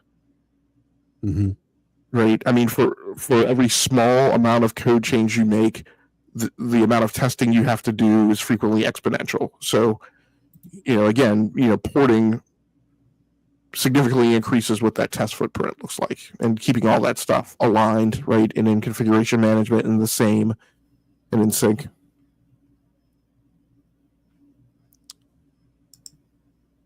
The other thing, so I want to read. Can I make a point on yeah, that? Yeah, go ahead. Quick? Yeah, go ahead, Porter. So I think it's understandable with the nuance, that you require more resources, with personnel, equipment, but it's also how the business of the studio or the publisher, right? So if you look at EA or even Microsoft, Capcom, Ubisoft, Rockstar, for the most part, those studios, they primarily make their business off selling games. That's where most of the revenue comes from. So more often they have to strategize trying to get the games on every platform and launch it day and date across Xbox, PlayStation, PC, and if possible, Nintendo Switch 2, whatever they can do, because that's their core of the business, right? But let's say, like in the case of Nuance with PlayStation, that's not their core business, right? They're taking advantage of multi-plat development to sell more games, but that's not their core, right? So where, let's say, Witcher, CD Projekt Red, they have to release Witcher 4 and it's going to come out on PS5, PS5 Pro, Xbox Series S, Xbox Series X, and PC, right? Sony's like, well, we got a dedicated Nixon studio. They'll port Spider-Man 2018 to Xbox. So a lot of the challenges aren't there because it's an old game. They have a dedicated studio that will help co-develop the port. So it's not going to take Insomniac. Like Insomniac's not going to go through the same issues of, let's say, CD Projekt Red is going to go through. Or if, let's say, Insomniac try to do Wolverine day and date across PC, Xbox, and PlayStation. They're not going through that, right? So like it's kind of like how Sony doesn't like day and date on a subscription service. They say it's not going to work. That doesn't work. You don't make money. But they never said subscription service in general doesn't work, right? So it's really, what system do you implement to maximize your efforts to make money and stuff like that, right? So Sony's all about subscription services. They're just not about day and date subscription services, right? So like a company like Sony, it's probably not a good idea if they try to, going forward, make Wolverine, Intergalactic, God of War Egypt, Last of Us 3, day and date across every device out there. That's probably not good for them. They're not built for that. They don't have the resources. And that's not even, and selling PlayStation games is not really the core of their business and revenue. So it's really, that would be pretty stupid for them to go that far, right? But a more deliberate system, kind of like how they're handling it now, where, for many of the games, primarily PlayStation console, give the studio time to get the bugs out, move on to the next project. And they already have a dedicated studio that their whole job is porting. That's Nix's. That's all they do. Their job is just to port. And porting is at the pace of Nix's. Whatever Nix's can handle is what they're going to do, Like, hey, Nix's, work on this game. All right, got it, boss. Boom, boom, boom, boom. All right, done. What's next? All right, do this game on this platform. Got it, boss. Which relieves the main studios from the burden of all that pressure. We're about multiple platforms, right? So I think it's also how you balance the thing. EA can't do that. They have to get Madden out on every platform. 2K can't do that. They have to get 2K games and stuff like that on every platform. Battlefield 6 got to come out on every platform that it's able to come out. Resident Evil 9 got to come out on every platform that's got to come out, right? Because that's their core business model. But PlayStation has a little bit more room to be deliberate and not have to worry about their games day and date across everything. They can just be like, all right, we're able to do this.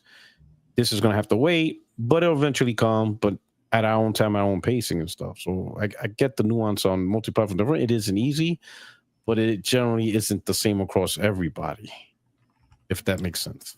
Yeah, and I think, it should be clarified, like the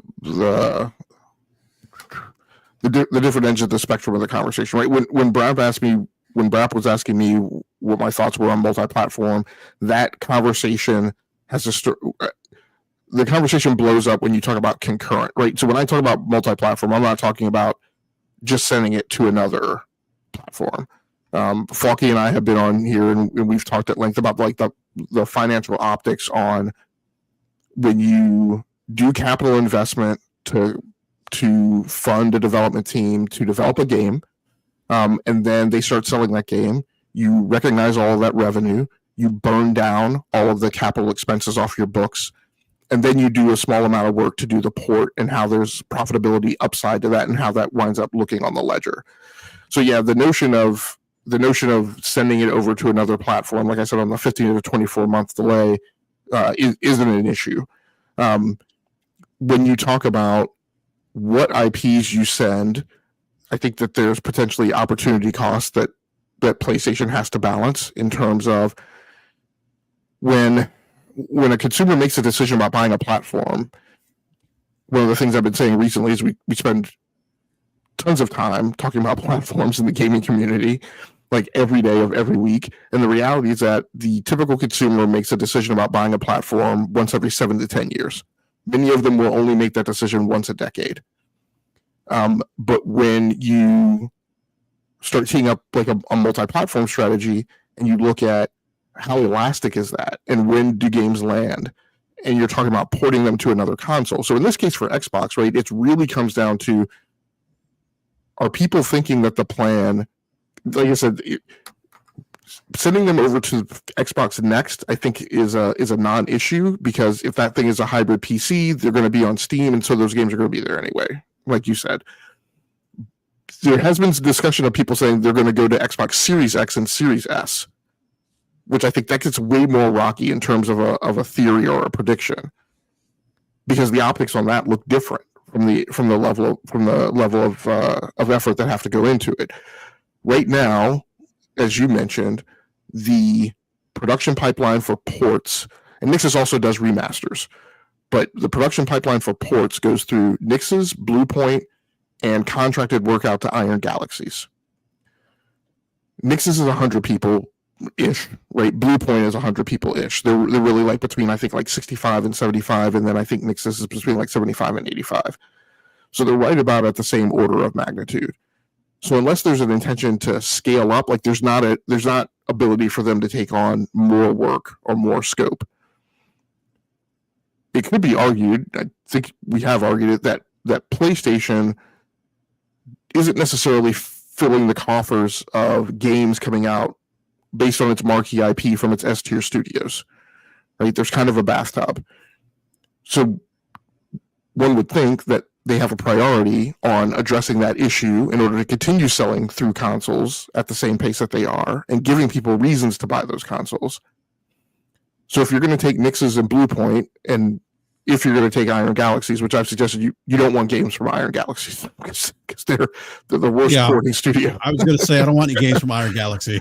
Yeah, so you're gonna consume capacity from Nixxes and maybe Bluepoint if you do that. But Bluepoint was working on their own IP as a single player game, so it's yet to be seen whether or not the people rolled off from the canceled. I think they were working on the God of War live service game. So the question is were those people rolled to the single player IP to accelerate that and start getting that out the door? I don't think they were even out of pre-production yet. But the point is that I don't disagree with you, but the calculus becomes more difficult depending on which platforms you're talking about going to. I think you and I sync up where I've said if they're going to send games to an Xbox, that's an Xbox hybrid PC, I don't think they're going to do that any faster than the 15 to 24 month delay that they're sending those games to PC now anyway. So it doesn't matter. If there's a discussion that they're going to send them back to Xbox Series X and S, that I find super questionable. And then that really gets into teams' talent timelines because the engineering train, the release train that's engineered and tooled right now at Nixxes and Bluepoint aren't tooled to do that porting. That is going to require some re-engineering, some development of additional tools. And we don't have any indications right now that that's happening. Maybe it is happening, but it'll make things look, I think, significantly different if that's the direction they're going. But Nixxes already has the tools. They did the port for Helldivers, so they already have Xbox Series dev kits, and that's like and that's why I was saying they have it already. Helldivers 2 wasn't built in the same engine that this is Sony proprietary game engine games are built on. Decima works on Xbox. Death Stranding is a Decima engine game, and that's running on Xbox. Kojima didn't use a separate engine. The Xbox version is Decima. Yeah, I know. PlayStation engine. Yes. So what I'm saying is, you got Nixes with Xbox dev kits, and they're about to finish it. They haven't already finished Helldivers. So what's next for them? I mean, the only other game in the lineup for them is Astrobot. It's not like there's like 30 games in the pipeline for Nixes to work on. They pretty much caught up with almost all the games that they were going to port to PC. The only game left right now is Astrobot that they will put to port, right? So it's like Nix's workload. They don't have nothing else other than Astrobot. I'm not saying that it's not possible. I'm saying that it's not zero, right? That delta is not zero. There are other games that they would have to port that aren't built on Decima and aren't built on what Helldivers 2 was built on. I know. I mean, of course, there's always going to be a work, but as in workload, as in they're too busy because they're working on another project, there isn't another project. The only other project would be Astrobot. Everything else, Spider-Man 2, there's literally nothing else. Astrobot is really the only game to port to PC that Nixes. But you're expecting them to port the games to PC, right? Well, you have other first-party studio games that are coming out that are eventually going to need to go to PC. So my only point is that, look, what I'm saying is that the capacity is the capacity that's at Nix's Blue Point and Iron Galaxies. If you contract that out, right now that scope would be getting first-party games onto PC. There's not a ton of difference between getting those games onto an Xbox if the Xbox is a hybrid PC. What I'm saying is that if there's an intention to send those games to Series X and S and to continue doing that, that's a delta that's different than the scope that's being taken on today. That's all I'm saying. Well, yeah, I agree with that. But the delta is just an advancement of a potential strategy, right? Because right now, like I said, Nix is pretty much caught up with the studios, right? Before there was this huge delta of games, like while Nix is trying to, port, Spider-Man, they were already releasing, Returnal. They already released, God of War. They already released Horizon Forbidden West, So you had like these 4 or 5 game difference between what Nix is developing and what PlayStation already released out into the market. So there was this huge gap of, damn, look at all these games we got to work on. Now that gap's not there. Like literally the gap is just Astrobot. Yotai is coming out, in October. If you look back over the last 2-3 years, Nix's was like 4 or 5 games behind what's already out on the console, and they're trying to catch up with these games on PC. Now they caught up. It's literally just Astrobot. That's the only game left. That's out. That's not on PC. As compared to a point in time where God of War, Ragnarok was not there. Forbidden West, Rift Apart. There was all these slew of PlayStation first-party titles that Nix's had to be like, all right, we're going to keep working. We keep working. We keep churning. We're going to keep churning. Now it's like, all right, what's next, Sony? Astrobot. You're going to wait on Yotai for a little while because that's really the only first-party that's coming out this year. So that's good, you know what I'm saying? So there's like Nix's did a really good job of catching up with first party titles and putting it on PC, right? But I don't see, like from a business standpoint, I don't see. I don't understand how you're putting bounds on that as if it's like finite. That's like if I were to remain static. Now I got Nix's working. They got their first stab at making a port to Xbox.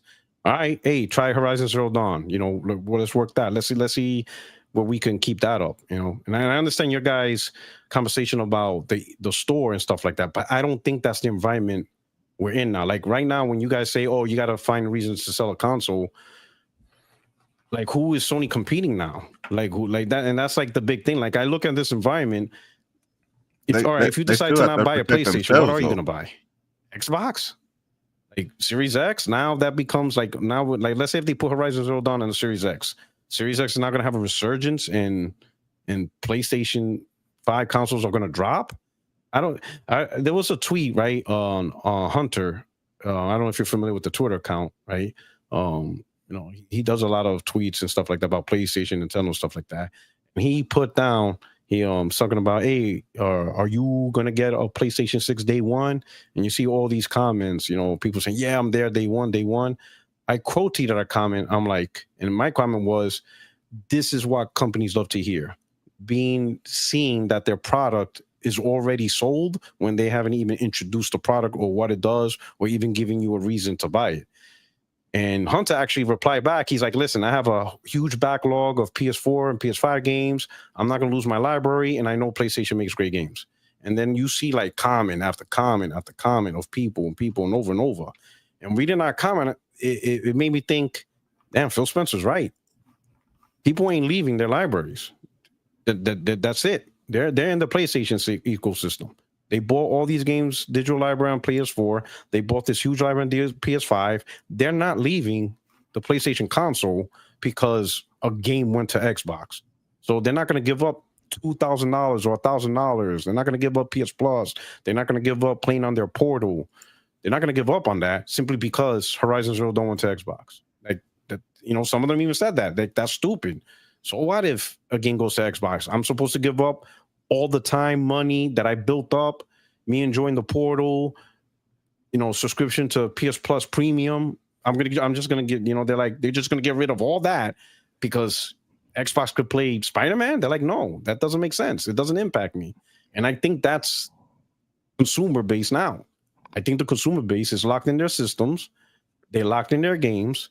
And as long as PlayStation makes great games for them on the ecosystem they want to play on, they're not going to care that those games goes on Xbox. They're really not. They're not going to drop everything that they spent money, invested time in, play on Xbox just because, the same game. Like, they're not going to go from playing, The Last of Us 3 and say, nah, I'm going to play The Last of Us 3 on Xbox instead of my PlayStation where I spend all the money all the time. I have this huge library. I play on PS Plus. I got Portal simply because a corporate decision.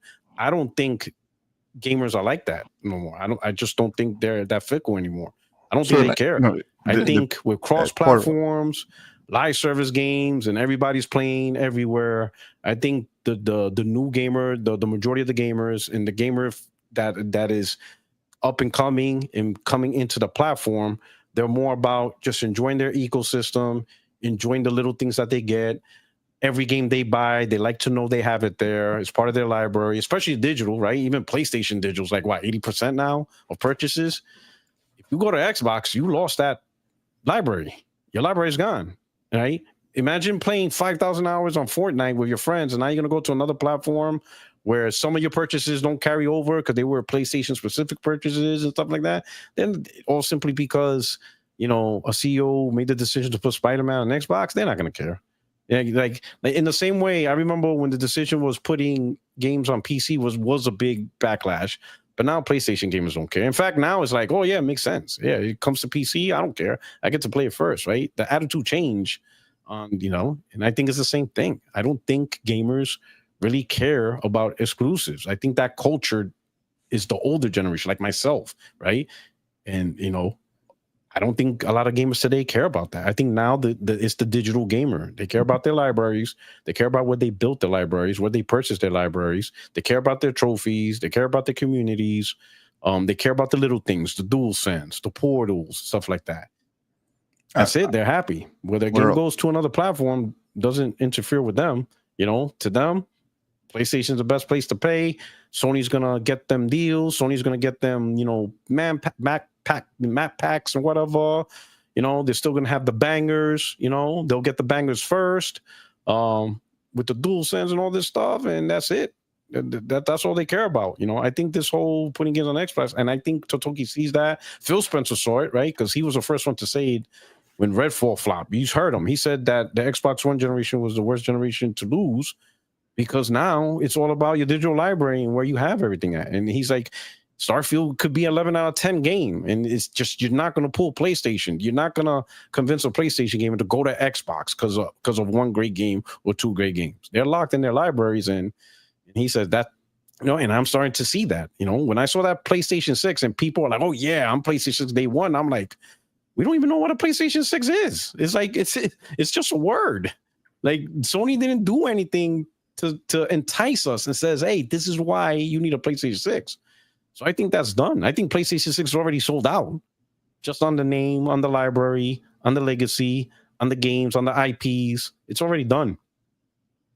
That's why I think I think it's just a totally different environment that we're coming into. I don't think there's a competitor to PlayStation, even in China. Like, what console is also in China? There's nothing else. Xbox gave up. So you either play on PC or you play on PlayStation, right? They're also expanding in Africa. Microsoft is not. They're also expanding in the Middle East. Microsoft is not. There's really, I mean, when you look at the future out there, when you look at the PlayStation 6 generation, there's really no console competitor for that platform. And more games will be everywhere than ever before as compared to when the PlayStation 1, 2, 3, right? But I do agree there's a delta of work, right? It's not free. It's not zero, like you said. There is resource management, personnel management, stuff like that. Nothing says that the games have to be rushed out. Like, oh, you got to get this Xbox game out in 6 months. They're going to be deliberate, you know. Let me read this quote. This is because you mentioned, you know, the business segment. And after Helldivers got announced for Xbox, I looked back at that fireside chat and I saw it with a different lens, right? And this is Herman Holtz. This is what he said, right? When it was talking about Totoki now changing the first party from a platform enabler and marketing tool to now an actual, you know, revenue-driven force. And this is Herman Holtz. Now, I'm going to read it to you. This is verbatim what he said. He said, it's important to realize that we're really thoughtful about bringing our franchises off console to reach the audiences and taking a very measured, a very deliberate approach in doing it, particularly on single-player side or tentpole titles. There's such a differentiation. The point of differentiation, I should say, for PlayStation console, they're real showcases of the performance, of the quality of the hardware. So we want to ensure that players get their best experiences from these titles. We are very thoughtful about how do we bring those titles onto other platforms. He's not saying that these titles are differentiators and they're not going to other platforms outside maybe PC. They are looking at and they are considering where to expand these stuff. Now, of course, they're deliberate, they're measured, but putting games on Xbox is not off the table. Putting games on Nintendo, it is not off the table. This is open language that, yes, they recognize the importance of their titles, but not to the point where they're going to tell you, no, don't worry about it. This is not ever going to go on anything but a PC. They didn't do that. And when I now read that, I'm thinking, oh man, this guy did corporate speak that I didn't catch the first time. You know, he pulled the Phil Spencer on us. He's very deliberate, you know, but they left their stance open-ended, you know, to consider more platforms. Yeah, they understand the importance of these titles, but not to the level of the days of PlayStation 4 and PlayStation 3 and PlayStation 2 and PlayStation 1. They're not those guys. They're not the Kaz Hirai. These guys are not the Sean Layden, the Jack Trentons. They're not them. They're just a different breed, different strategy. They understand the temporal titles, but not to the point where keeping it off other platforms is not on the table. You know, these are very on the table, but like I said, they have to consider work schedules, resources, manpower, all that comes into play. But they're going to manage it. They're going to smooth it out, you know. But I think the days of exclusive selling consoles, I think those days aren't as prevalent as anymore. I think as more consoles roll out, the digital library gets bigger. You know, and you know why? And the reason why I say that, because that's pretty much iPhone. Ever since I bought my iPhone 3GS, I never considered any other phone. Like, people bring up Samsung, oh, you could do this, you could do that. I'm like, I'm not worrying about that, bro, because I'm not going to rebuy and redo every app, every song, all the stuff I got. Nah, when I buy a new phone, I'm buying an iPhone. I go to iTunes. I save my profile, get the new phone, upload my profile, bada bing, bada bang. That's it. I'm not trying to hear about the Samsung Galaxy 25. Don't even talk to me about that. I don't care about Android. I don't want to hear it. So yeah, I'm not doing all this. I spent too much money. I'm locked in the iPhone ecosystem. It's not even a conversation. Let me ask you. And seeing that, I can understand why there's going to be gamers that don't want to hear about another platform because they spent so much on the current platform. Digital library, being locked down by digital library is a motherfucker. It's going to be real hard for a gamer to actually move away from your platform and you leave behind. Think about it. If you started buying digital games on PS4, you're talking about 7 years of PS4. And now 5 years of PS5. I You know how many I don't games and understand. free I don't games understand. I and don't understand subscription why stuff the you got in entire your library? Probably conversation is hundreds. locked to this notion It'd of be people hard for switching you to platforms. say, "Yeah, I'm going to play on Xbox." They're when you got not just nothing. consumers You have to start all coming in over. to switch You got to platforms. start everything all There are over. I'm constantly sure new Game Pass will consumers help. coming into the I'll give you market, kickoff, but and there are there's so much consumers who content, are right? going And to then when wind you up hear the aging PlayStation out of those 6 Xbox Series X improves, and makes it X's better, and run will need to better. switch to a different hardware platform. So the whole notion that exclusives are about getting people to defect, I don't understand why the conversation gets isolated to that. That is not what is happening in the market. There are constantly new gamers coming into the market who need to pick a choice on what hardware they're going to play on. And then there are consumers on hardware that will eventually age out, that they're eventually not interested in, that eventually the best games aren't coming to those platforms in the most performant way. And those people also need to make a choice. You mentioned the iPhone and you mentioned iTunes. And one of my questions is like, where else can you purchase music through iTunes for? You can do that within the Apple ecosystem primarily. And new people need to buy phones. What Apple does with the iPhone isn't just about trying to make Android people switch. It's about getting new people who every day are hitting the age where they need to go buy a phone. And it's about making the iPhone and the iOS ecosystem and the Mac OS ecosystem the premier place for people to go. You still have to give a reason, you still have to have a brand identity, and you still have to have build brand equity. When we talk about putting games on Series X and S, again, I'm not saying that there's zero room for this, right? For any type of change. I've actually advocated that there should be change, right? But the notion of putting games on, but taking it all the way to the right end of the spectrum of putting games on the X and S, when by the time we're talking about doing that, we're 2 years further down the road. We're talking about Xbox going to whatever their next thing is. Those things are now legacy consoles. PlayStation already has a huge problem that it has to be multi-generational, when it thought coming into this generation that it believed in generations and it was going to get everybody to migrate over to the PS5. And they're continuing to support the PS5 and the PS4. Or at least they had to a chunk of this generation much longer than they'd wanted to. And so, again, I'm not going to say that anybody who has the series outright wrong, but I am going to ask the question, what does it look like when they're supporting these legacy consoles into the next generation and delivering new content onto those consoles? Putting Wolverine and Ghost of Yotei on Nix's Bluepoint Iron Galaxies and telling them port that game onto the Xbox Series X and S, where their competitive market, their competitive dynamic, what each of those singular titles is going to compete against is the 500 games that are in Game Pass. So I just think that, like I said, and like I'll always say, I think the calculus is very complicated. It gets more complicated the more you talk about doing, and it's not a slam dunk that, that any one thing is going to be done. I think there's room for conversation about, multiple pathways being followed. Yeah, I agree with what Porter Rock was saying in regards to like people not caring about exclusives, because I think people who care about exclusives are like our generation. Like if you're 30 and up, 35 and up, we're the people who care about the exclusives. You know what I mean? These kids today, they don't care where they play Fortnite at. They can play it on the phone, iPad, wherever, PC, console. They don't care. They just want to play Fortnite, going to get on there with their friends, have fun with their friends. That point is, I agree with Porter Rock, because if you look at the exclusives that have been coming out, regardless of platform, whether it's Xbox or PlayStation, none of them have been doing well this generation. That's just a fact. But in regards to people switching from consoles, if we look back to last generation, the Xbox One did fairly well. I think they did like 50 million or 60 million. This generation, they aren't doing so well. So people made a switch. People will leave the console to go somewhere else, whether it's if they went to PC or PlayStation or Switch or whatever the case may be.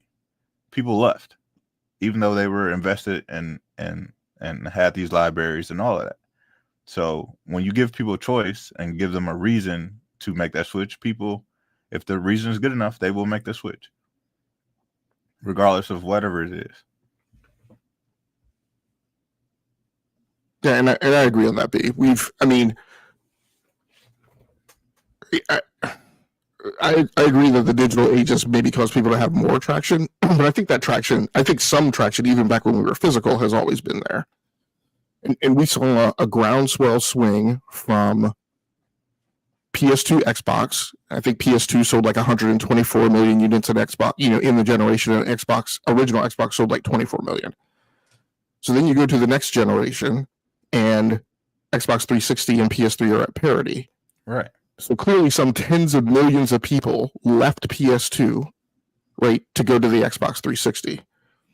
Then they come out of that generation, they're at parity. We go into the next generation, Xbox One and PS4, and Xbox One gets outsold 2-1. So again, clearly some tens of millions of people flipped and went to PS4. And then, like you said, and same thing, right? Now they're running at a 20 million deficit from what they sold the previous generation. And so clearly some number of millions of people have defected. So, but like I said, my thing is, like, since Matt Piscatella made that quote about, good luck getting your exclusives to convince people to switch. Like, I don't think the battle is about people switching. I think the battle is about, like I've been saying for weeks, I think the battle is about, well, first of all, it's a 3-part battle, right? It's customer acquisition, customer defection, defending against customer defection, customer churn, right, and customer retention. And I do differentiate between defections and retention, because retention you can achieve because maybe a person goes and buys another console. Maybe they're going to buy it to get access to exclusives. A person goes and buys another console, but maybe they still keep yours, right? Then it's a fight for where are they spending their money through the 2 digital storefronts they have access to. But then you also got to defend against defections, which is the person just takes their console, takes it down to GameStop, trades it in, gets their $300 worth of credit, and buys the other console. But like you have to give people reasons to do that. I don't disagree with you, B, that like the new kids today, like that's their primary concern. But I still feel like if on PlayStation or on Xbox, kids are spending 40% of their time playing live service black hole games, they're spending 60% of their time playing something else. And if the only option you give them to spend that other 60% of the time is the same thing that can be played on another console, then that person's just going to walk into GameStop and Best Buy and flip a coin or roll a 20-sided die, right, and go with whichever console they picked as heads or tails, even or odds. Right. And so I think, I think there is tactical advantage to be gained through using exclusives to go hard in the paint and sway customers, and not leaving that up to chance or just customer whim. Yeah, I agree. I agree with that. To your point, B, in logic, that I think like with Gen Z, right? Like for us, exclusives are probably more the factor, right? For us Right. old heads. But I think for Gen Z, exclusives I do still think they are a factor, right? They're a minute factor. They're not the, I think Gen Z cares about convenience, community, content access, but I think that goes into when I think about, I really think of a Nintendo like this, right? Nintendo, the genius of Nintendo is combining accessibility, convenience, right? And building on community now, which I think they've done a much better job with that with the Switch 2. I think, if we're to believe the rumored, the PlayStation handheld next generation, you look at the Portal as a, complementary device in the ecosystem. I think that's one way for them to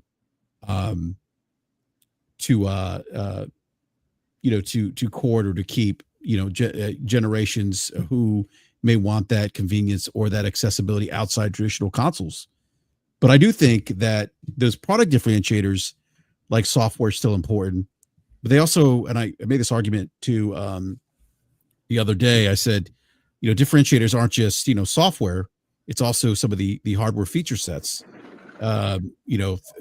It's also the peripheral devices, the portals, the DualSense Edge. As much as people say that exclusives don't matter, they seem to forget that Xbox still has an exclusive and a product differentiator with its own ecosystem in Game Pass Ultimate, where play your games everywhere. Day and date releases. The day and date's paywall now. That's an exclusive feature set within Game Pass. So I think that, and just doing some reading from different research firms, and I think I discussed this last week on BRAP. There's still some room for growth. Someone had mentioned to me that the cup is full with console gaming or console growth. That's actually not true. There's some research, some analysis out there. I cited PwC last week. They talked about the compounded annual growth rate of consoles expecting to grow. Some, depending on what country, it could be 5% up to 10%, but there's still growth to be had. And to the Logic's point about retention and getting people into the ecosystem, if I'm not mistaken, it may either be or Logic mentioned this, but what 30% of of PlayStation 5 owners didn't own a PlayStation 4 last gen. And I'm wondering, like, where do those people come from, and why do they? What was the motivator, or the thing that motivated them to jump into the PlayStation ecosystem? Well, clearly those 24 million people were close personal friends of the other 56 million people that were already on PlayStation. Exactly. I joke around, say there must be a PlayStation Moses leading the people to the promised land. So there's got to be something. I don't disagree with the younger generation, but I also and this isn't brought up enough. I understand that the younger generation plays Fortnite. I see it with my kids, but I'm also seeing my kids, at least my 11-year-old, and my 11-year-old plays more than my 16-year-old. But I am noticing him he's paying attention to my gaming habits and the exclusives I play, because I only play exclusives, right, Logic? Well, what was the thing you said about you said something today, made me laugh. I forget what it was. Yeah, I can't remember what it was, but yeah. Yeah, but anyhow. So Death Stranding being an example. I even noticed this when I was playing Tlu. You should have been watching me play Tlu. But he was like, "Oh my gosh, that's an incredible game. Like, can I play that on PC?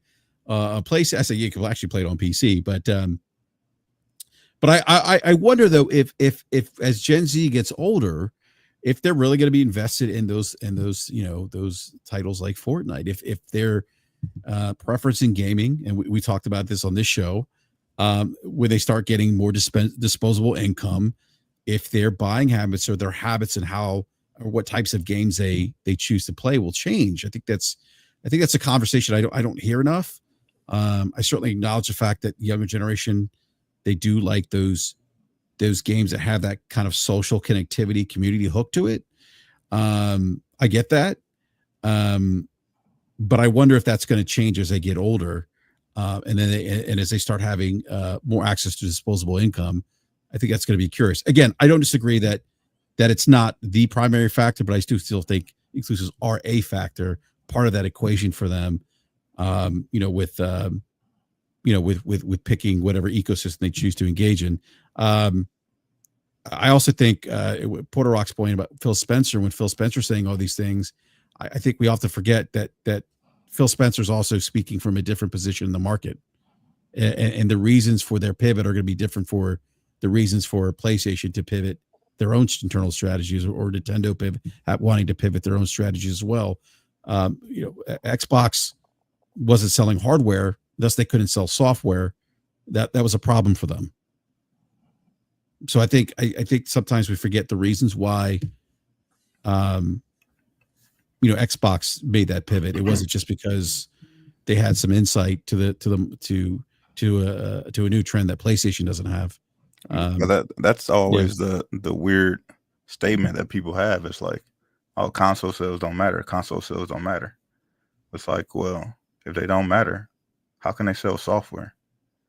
Exactly. Like we talked about earlier in the show. Like, the reason that these companies have all this revenue is because of their storefront.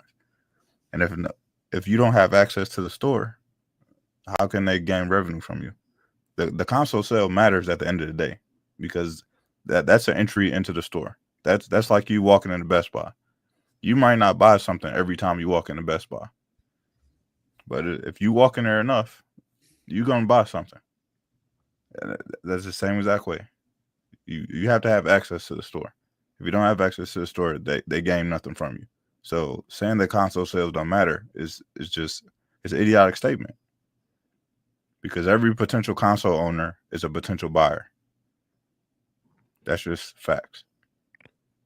And be just a platform off of that, right? Tying it back to these things that, you know, Totoki and Yoshida and I forget the other guy's name that has been getting quoted now. You know, but you know, those quotes and the context around them really drive at the notion of, like you said, be like they want their IPs and their franchises to become these things that have ubiquitous mind share across multiple entertainment mediums, right? When you think of Teenage Mutant Ninja Turtles, you can think of the cartoon, you can think of the movies, you can think of the comic books, you can think of the games, right?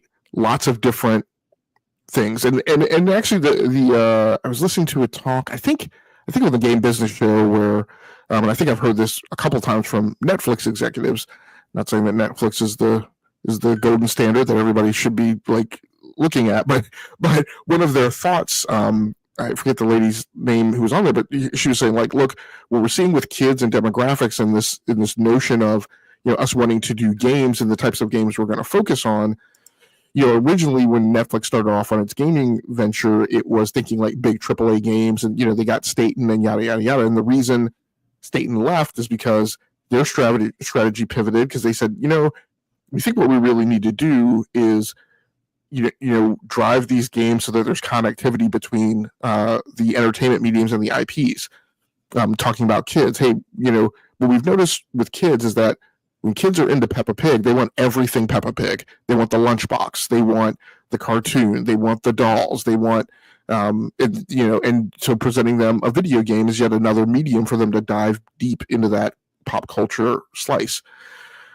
And so applying that to Sony and what they're talking about, you know, we saw from The Last of Us 2, or from The Last of Us, and I think, BRAP, you talked about this.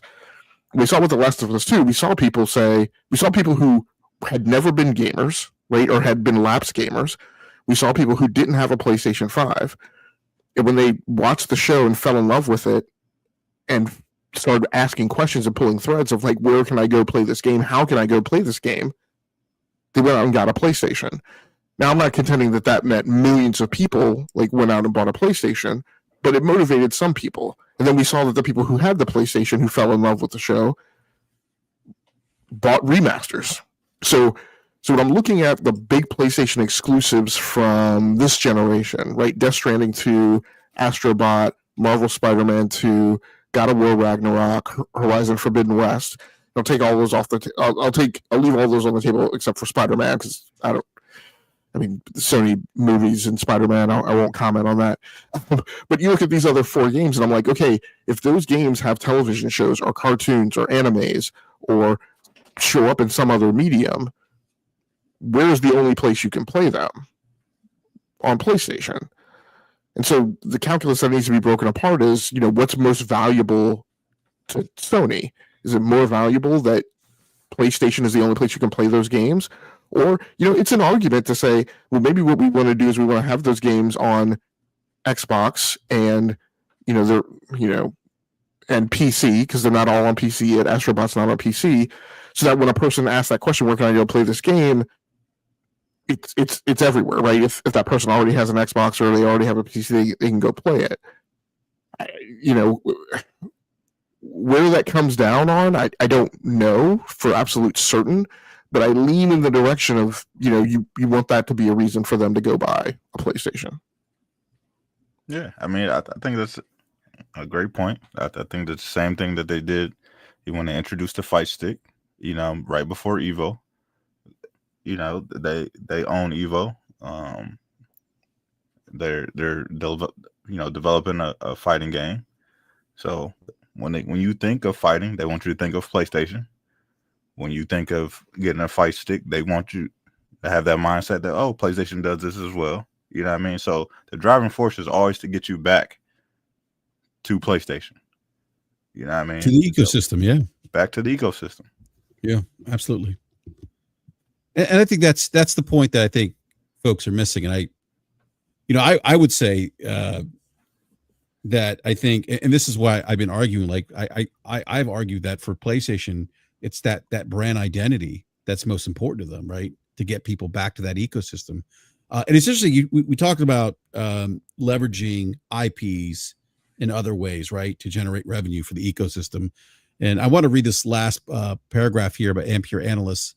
And they talk about, what about PlayStation services and transmedia business?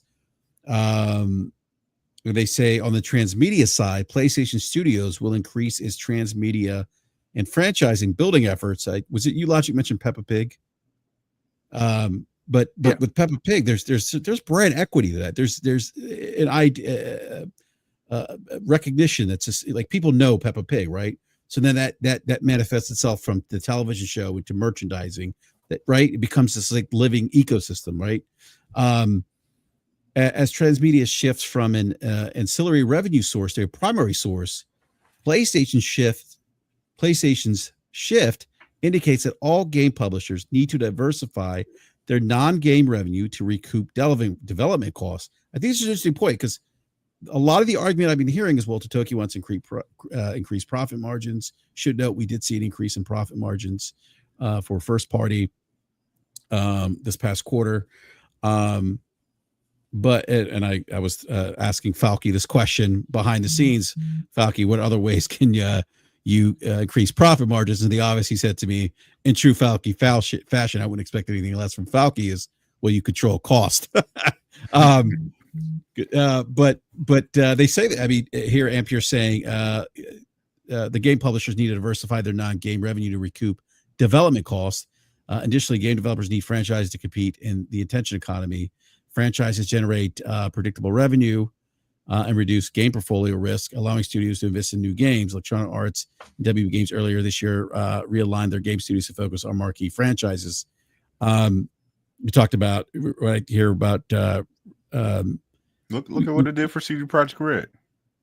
Yeah, that's a great point. With both the Witcher show and the Witcher, and the Cyberpunk. Yeah, the anime. Oh, the anime show was incredible. Right. But it drove people back to the product. They did see a bump in sales of Cyberpunk. Yeah, and The Witcher when the show came out. Yeah. So when I hear them talking about expanding to other platforms, I'm thinking other entertainment platforms outside of Xbox. We forget that Sony was trying to buy Paramount. That's right. I do remember that. It was just a couple of months ago. Yeah. People forget that. So they are ready to spend big money in the streaming world. So don't be surprised if that comes down the pipe in the next 6 months to a year. You think, though? Let me ask you something, B. Speaking of ports, because I meant to ask you this. I don't know if can you comment on the timeline for PC ports? I will not say exactly what I was told, but the PC port time frame that they have been doing currently, which is about 12 to 15 months, is not changing. Okay. I know that's been some rumors, that the ports are supposed to be coming sooner. What I've been told is that it's not changing. Okay. There are no current plans for the porting time frame to change anytime soon. Yeah. Yeah. The other thing I've argued too about product differentiators or exclusives, and this is why I don't think Sony will give up their exclusives from, as Logic likes to say, from their S tier studios at some point, because sometimes we hear the argument, well, everything's going to go cloud anyway. We won't be playing on hardware in, I don't know, 20 years, right? And that assumes that we'll access video games via some kind of app like we do Netflix. but even with things like Netflix and Disney Plus, they're still exclusives that bring people to those platforms and keep people engaged with those platforms. This is why I don't think that they're necessarily going to give up some of their S tier, because if we're projecting out and we're assuming that hardware is going to be non-existent and that things are going to be via cloud, then how does that change the business though? What's that? So how does that change the business beyond just selling a console? How does that change the business? The business at the end of the day will still be to drive you to the ecosystem. Exactly. Regardless if it's cloud or whatever. You know what I mean? You still have to go to that app to access their content. Absolutely. Yeah. 110%. And that's why I one reason why I haven't totally bought into, oh, they're going to bring God of War to Xbox. Hey, look, I could be wrong. They could be like, you know what, we're going to do it because, you know, we don't think it's going to hurt the business. That's something for Sony to figure out. I just don't see it going that way. The thing is that, like Logic was saying, I don't see how bringing it to Series X and Series S would make any sense going into next generation. If they were to bring things to the Xbox store that are available, you know, on some sort of PC storefront, then okay, fine. That kind of makes sense because you're already on PC at the end of the day anyway, so have at it. But to bring those games to Xbox Series X and Series S, that just doesn't make any sense to me. The platform is pretty much dead. It looks like Xbox is moving to a different platform going forward. So why would you be going backwards? Sony already has a issue right now where they're supporting 2 generations, and going into the next generation, that's not going to change. Like at the end of the day, we're probably 2.5 years maybe away from the next generation starting.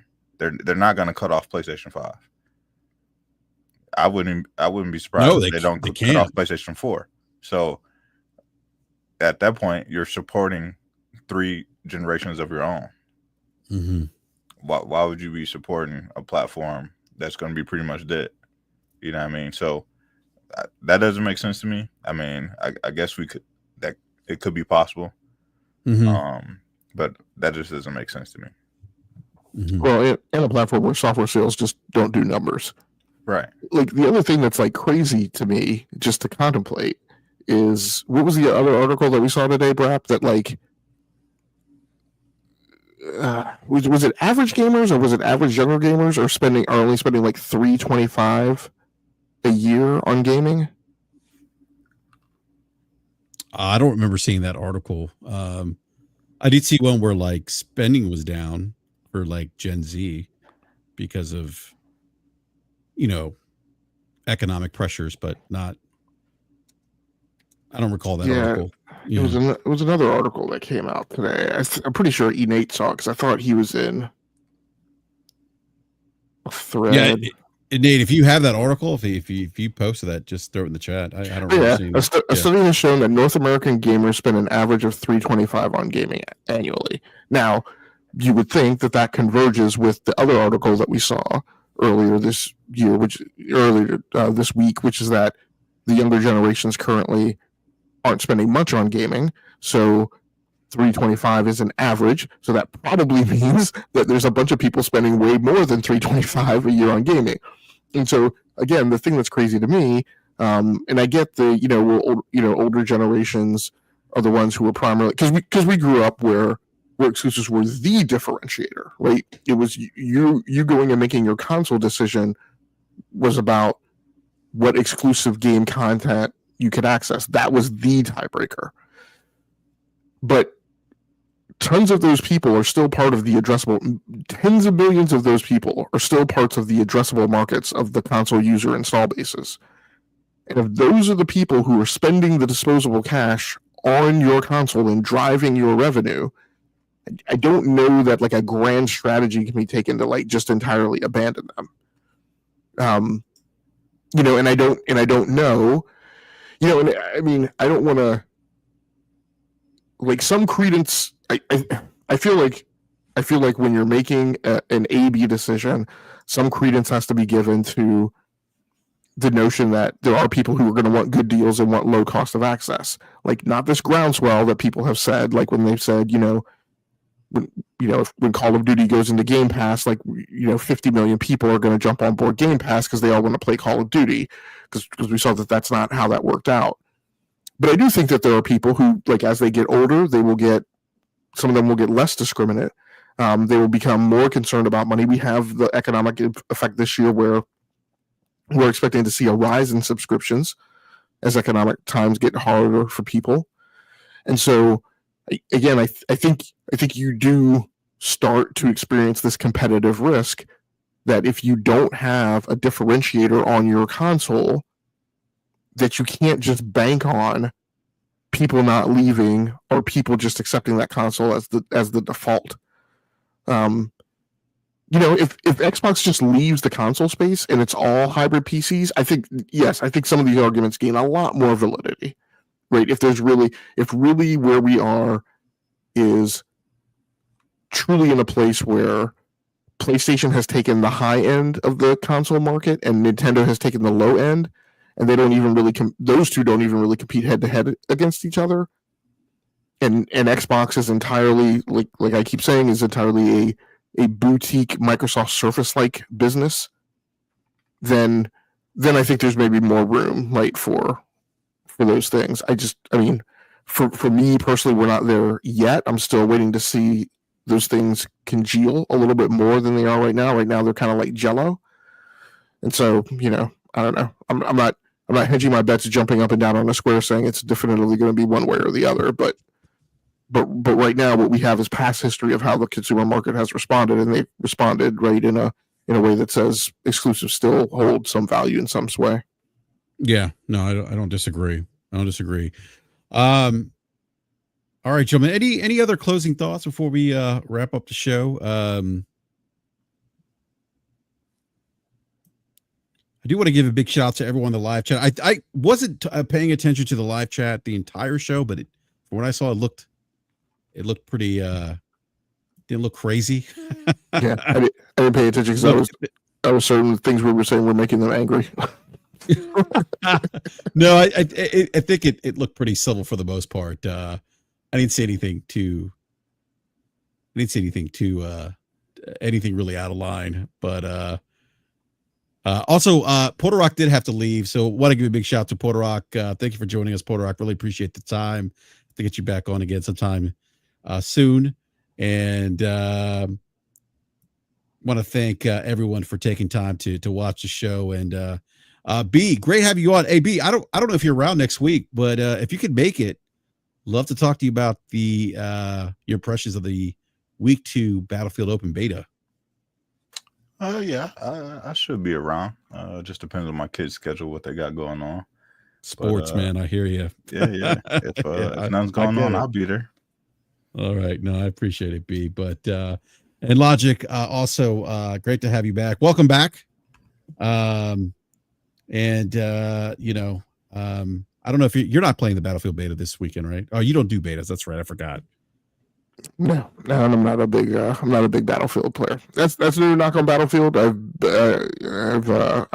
fell off the COD bandwagon this year too. I'm really trying to. Expedition 33 has me really kind of moving off of gas games. So at least for the time being. Expedition 33 is so good. Yeah. One thing I want to mention on air, I'm sure Porter Rock isn't going to listen, but I do want to say this to get it down in perpetuity. I apologize for talking over you at one point in the conversation. So if that, no, I think there was some kind of glitch or something, because I don't think you can hear us. Yeah. J-Dub had mentioned something like his audio was just like going, I think there's something happened. Yeah. Because it was something with his connection or something. Yeah. His mic was muted. And then like, I thought, I was like, well, his mic's muted. And then I tried to unmute him, and then he couldn't. And then it's like, oh, the user muted his mic. I don't know. Yeah. I think he was having some technical issues. So. Yeah, you have control of that in the back room now. You have control over everybody's individual mic. But anyway, if I was rude, I do apologize. I will admit that I got a little passionate about the conversation, but I shouldn't have interrupted him and talked over. Yeah, I honestly don't think he could hear us because I think B tried to chime in a couple times too. Yeah. Okay. Gotcha. I did. Yeah. I did thank him though. I sent him a DM and on Twitter thanking him. So, but if you're listening, P Rock, great having you on. Great conversation. Appreciate the perspective, sharing the perspective with the audience as well, and those who are going to listen to the show later on. So, big shout out to Porter Rock. And on that note, we're going to go ahead and wrap up the show, gentlemen. I don't know if you want to be found on social media. But if you do Game Logic, or if you do B Money, let everyone know they can find you. You can find me everywhere. Same name everywhere. B. Yeah, go ahead. No, go ahead. Yeah, B. I was telling Logic how you were like one of the originators of the like gaming podcast. Yeah, like at least Twitter gaming back in like 2013, and oh man, those were the days, man. And I was telling him how like some of the stuff that we see today, like, it's been going on for like 12 years. Yeah, man. Some of the nonsense. Those are fun times, man. Fun times, and it's cool though because you see a lot of people who like, just had so much stuff going on and stuff happened to them, and like everybody like. Kind of grew up and like matured and, can kind of be civil now. And, we see all the transitions that's happening in gaming and, people don't put down their pitchforks and you start to realize, hey, it ain't console war ain't even really that serious, man. No, let's try and enjoy these games. And now you can see more people actually getting back to conversations around games. That's why I really like Expedition 33 and like Death Stranding 2. Like it started the conversations around good games. Again. Yeah. And Baldur's Gate 3, you like once we start getting games like that, it changed the conversation and people were actually talking about games again. So I was happy to see that. Well, speaking of games, I did, it's something I probably didn't get a chance to talk about this week, but I said this on Twitter, and Logic and I had this conversation this week too, where I said, I think this has been a fantastic year for Game Pass. We're gonna get Ninja Gaiden 4 in Game Pass soon. Yeah. They had a Game of the Year contender, it's my Game of the Year, Expedition 33, and some other really good games. This has been a great year for Game Pass. I don't think that's not talked enough. It's not talked about enough just because, there still are some people out there, waving their flags or whatever. But the conversation around gaming, it needs to get back to that. You know what I mean? And absolutely. Hopefully, throughout the rest of this year and going to next year, because I think next year is going to be an amazing year. Like there's just so much stuff coming out. Like Capcom is going to have like a crazy year next year. You know what I mean? Resident Evil, Pragmata, they got just so much stuff coming out next year. And, it's GTA is going to be there. Judas is supposed to come out next year. It's going to be an amazing year. So hopefully the conversation kind of turns and we can get back to talking about games and just, discussing experiences. And, that's the stuff that gets me excited. Yeah. Oh, absolutely. Did you see PlayStation Plus game catalog for the month of August? I did. Oh man. There's some good games in there. Pretty solid, man. Pretty solid. Yeah. Unicorn Overlord, Spider-Man Remastered, Sword of the Sea, Mortal Kombat 1. Yeah. Some good games there. And then new on Game Trials. And by the way, the PlayStation Plus celebrating 15th anniversary. But new on Game Trials, if you're on the premium tier, Death Stranding 2. Yeah.